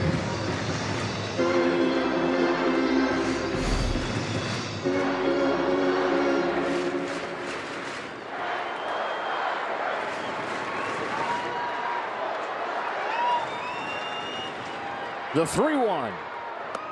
Full count. And they are down to their last strike.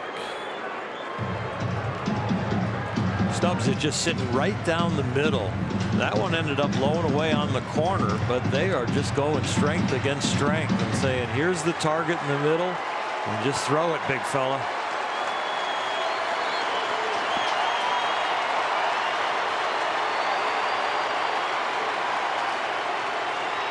They were down 4-0. It's 4-3. And Chris Taylor takes ball 4 and passes the baton to Gavin Lux.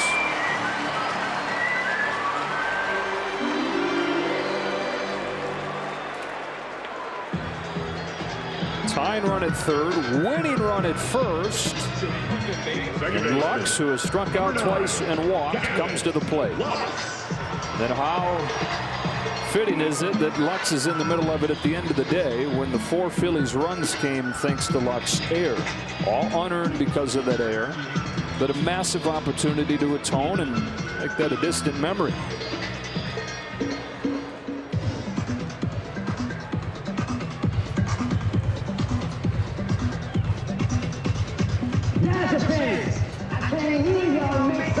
Whether the outcome is positive or negative for Gavin Lux, I guarantee you in his media scrum after the game, one of the questions will be, did you think about the error when you stepped into the box in this moment?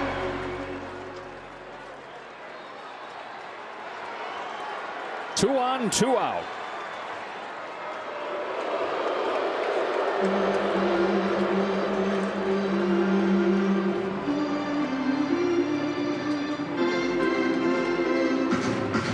In that second inning for the Phillies. 1 in the third, 1 in the fourth, 1 in the 8th for the Dodgers. 2 gone in the 9th as Gavin Lux takes a ball. Knebel gets squeezed.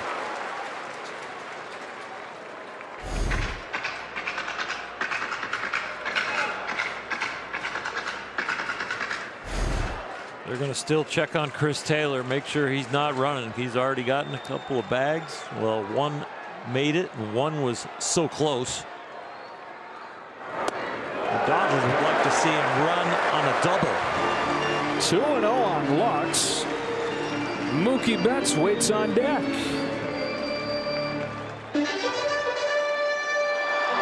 Knebel retired the first 2 men, Muncy and Turner.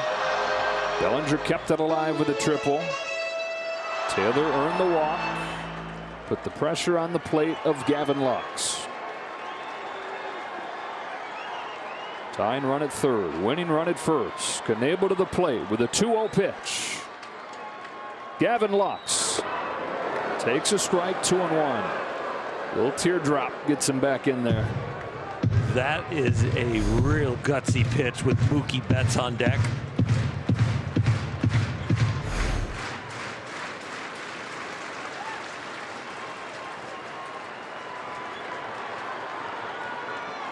Can Gavin Lux save him? There goes Taylor. Down the line. This is there. It's to the corner. And on their last breath, the Dodgers turn the game upside down.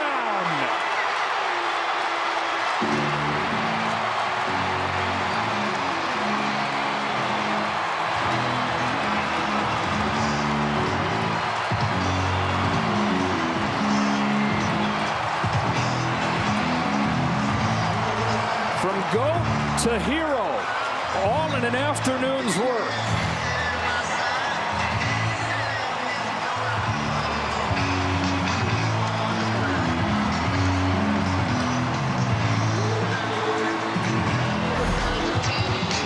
Sweet redemption, a breaking ball. He's out in front, but there's enough swing left when the top hand gets released. Taylor off as he goes to the plate, and boy, when he's starting to steal, it turns into a beautiful run all the way home. The post-game spread will taste so much better when this ball goes down the line and Chris Taylor finds his way home. And the Dodgers find their way back to the winning column with a 2-out rally in the 9th inning. Capping off a comeback from down 4-0. They get 1 in the 3rd, 1 in the 4th, 1 in the 8th. And after the first 2 were retired in the 9th, a triple from Bellinger, a walk from Taylor, and a game-winning double from Gavin Lux. 5-4. They snap the losing streak and welcome in Arizona tomorrow.